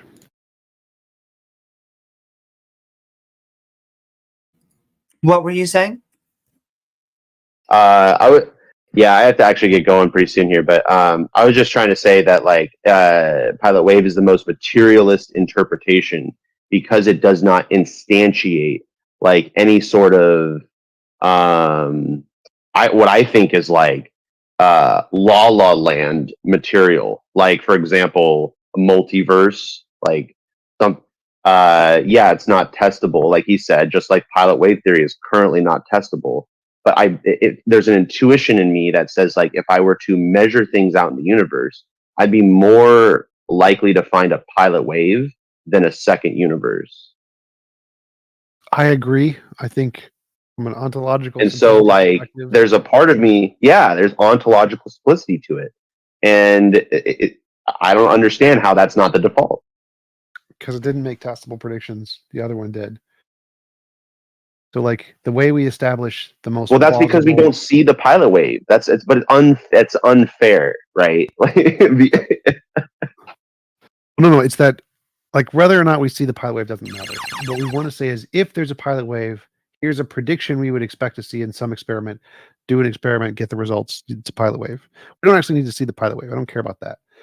The way science works is we say hypothesis, prediction, test for results. So it doesn't matter if we actually see the thing itself. But I'm pretty sure that if you have pilot wave and you understand, like, how particles are moving at a grand scale, like, we don't have that right now, but if we did, right, we can see certain waves going through the entire region, right, and make I think we can reduce the quote unquote randomness as we do that. And that is what happens. Like, the more information we gather about the region, right, the more we can predict how particles will interact with each other.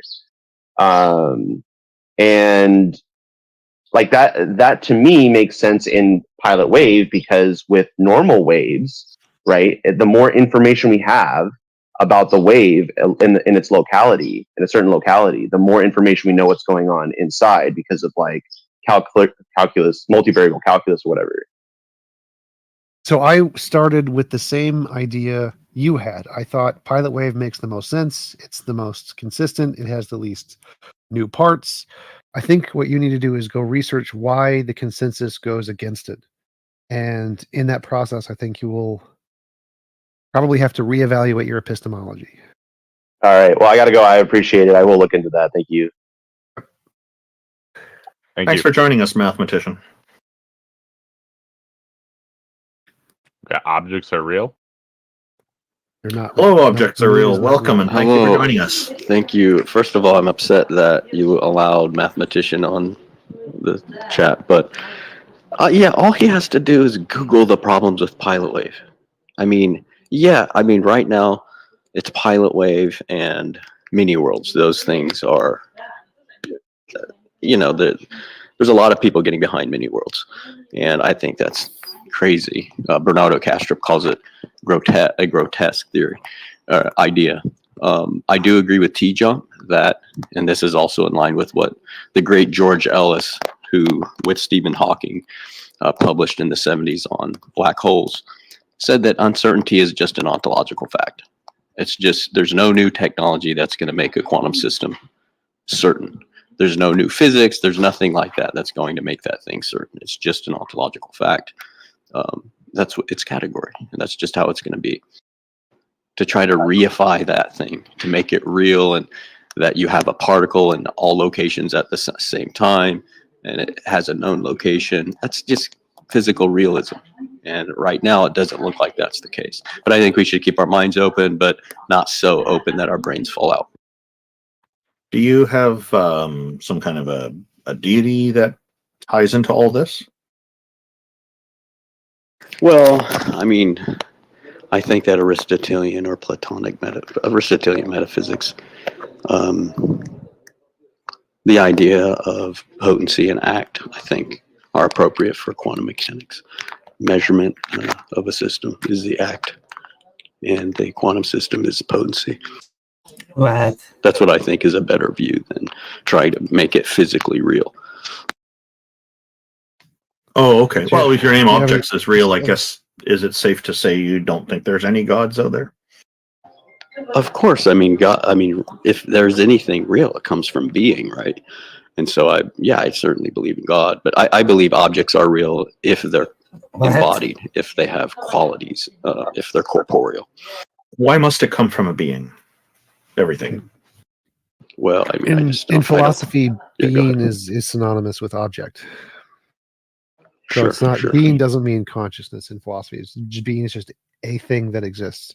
Yeah, that's right. Yeah, exactly. And yeah, I'm not an idealist or anything. But okay, anyway, but thank you guys. I appreciate it. Okay. So he was upset that we brought on a different guest. We try to bring up guests and talk with them. If you have some issue with it, it's best you just take it up with them. I wanted to ask about the act and potency. Why do you think that these abstract terms that describe something are actually existing things? Because that does not follow. Like I could say there is movement or something. Movement isn't an actual thing. Movement is an abstract term we use to describe an actual thing. And so if he thinks act and potency are actually existent, then he would need to explain how he got from them being just abstract terms to real existing objects. Do you encounter other people making that claim as well? Yes, there's lots of Thomists out there who make that claim. Yeah, they usually have all the same answers, or does it vary? It varies, but it goes along the lines of Thomism. It depends on how well they know Thomism. How do you spell Thomism? I think it's Thomism. Oh, Thomism. Okay, I got it. Let me look into that. Taoism. Taoism? Taoism. Yeah, in Chinese it's actually pronounced with a D instead of a T, but most people write it with a T because of an older style of translating that was not as good as the modern way. But it doesn't matter, it's the same thing. It's a lie. Yeah, if anybody would like to come up here, feel free to raise your hand.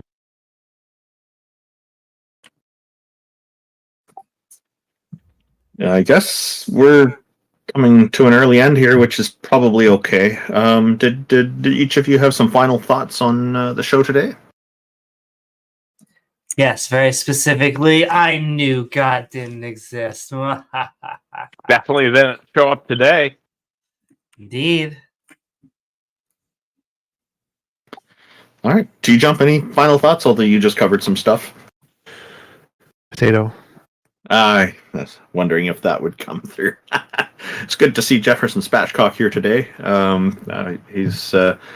He has some good perspectives to add as well. And so I just want to say thank you to everybody. I am saying thank you to everybody for joining us today in our YouTube audience as well as our Discord audience.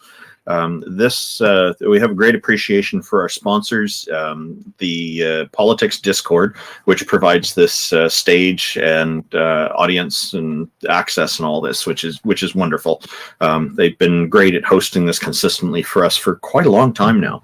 So if you need to get to them to subscribe, you want to join it, and you're listening to this in a later recording, the website address for that is www.discord.gg/politics. And then there's also the Canadian Atheists, that www.canadianatheists.ca that takes care of the website and some other technical aspects. So anyway, we've had a little bit shorter than usual show today, which is okay because usually we go on a lot longer. So I guess it's going to balance out somehow. Maybe entropy laws of entropy are coming in and equilibrium and all that. I don't know, but in the end, it's fine. If you want to find out more about our show, we are doing this on the first Sunday of every month, and you can see our whole schedule at www.theisthelpline.com. And also remember, T-Jump is running a Church of the Best Possible Worlds.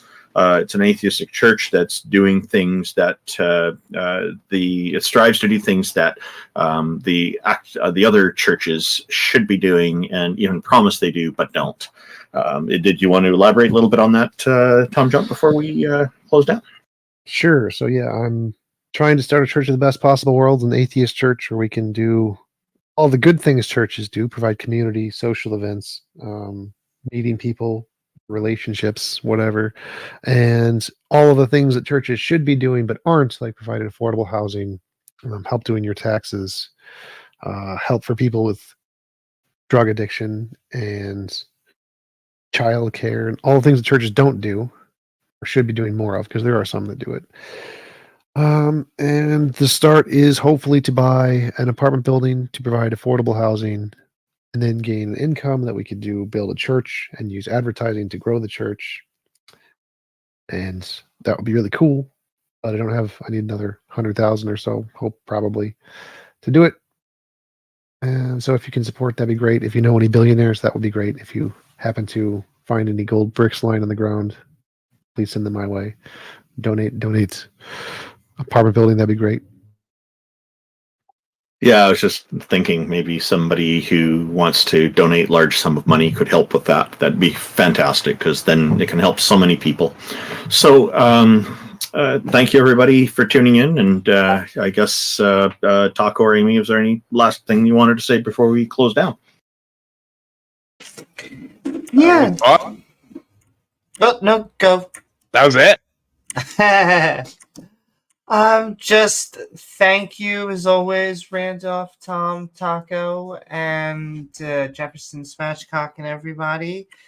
Yeah, we need to give alternatives to religion. I think these shows and all of the different channels out there and all of the different clubs that we have are great alternatives. So keep being awesome to each other, and thank you, Randolph and Taco, as always.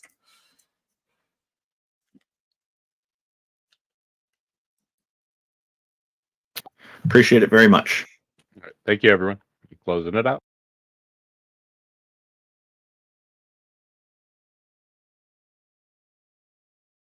Mm-hmm. Do. All right, y'all. It was a fantastic run. I love y'all.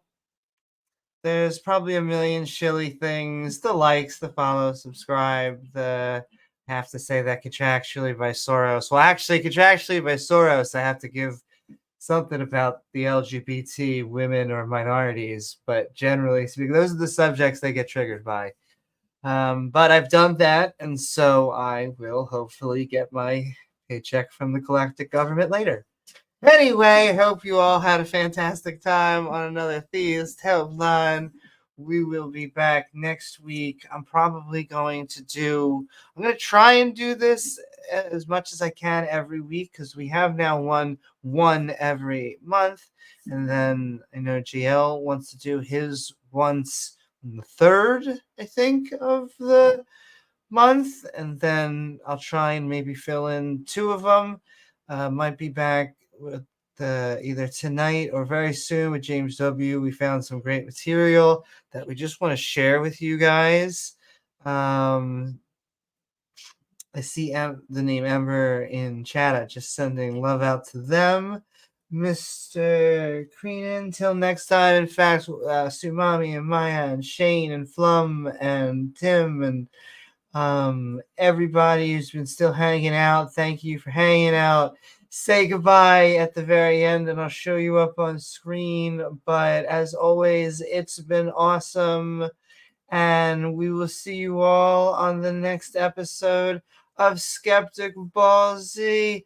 Good night, everyone. Mwah.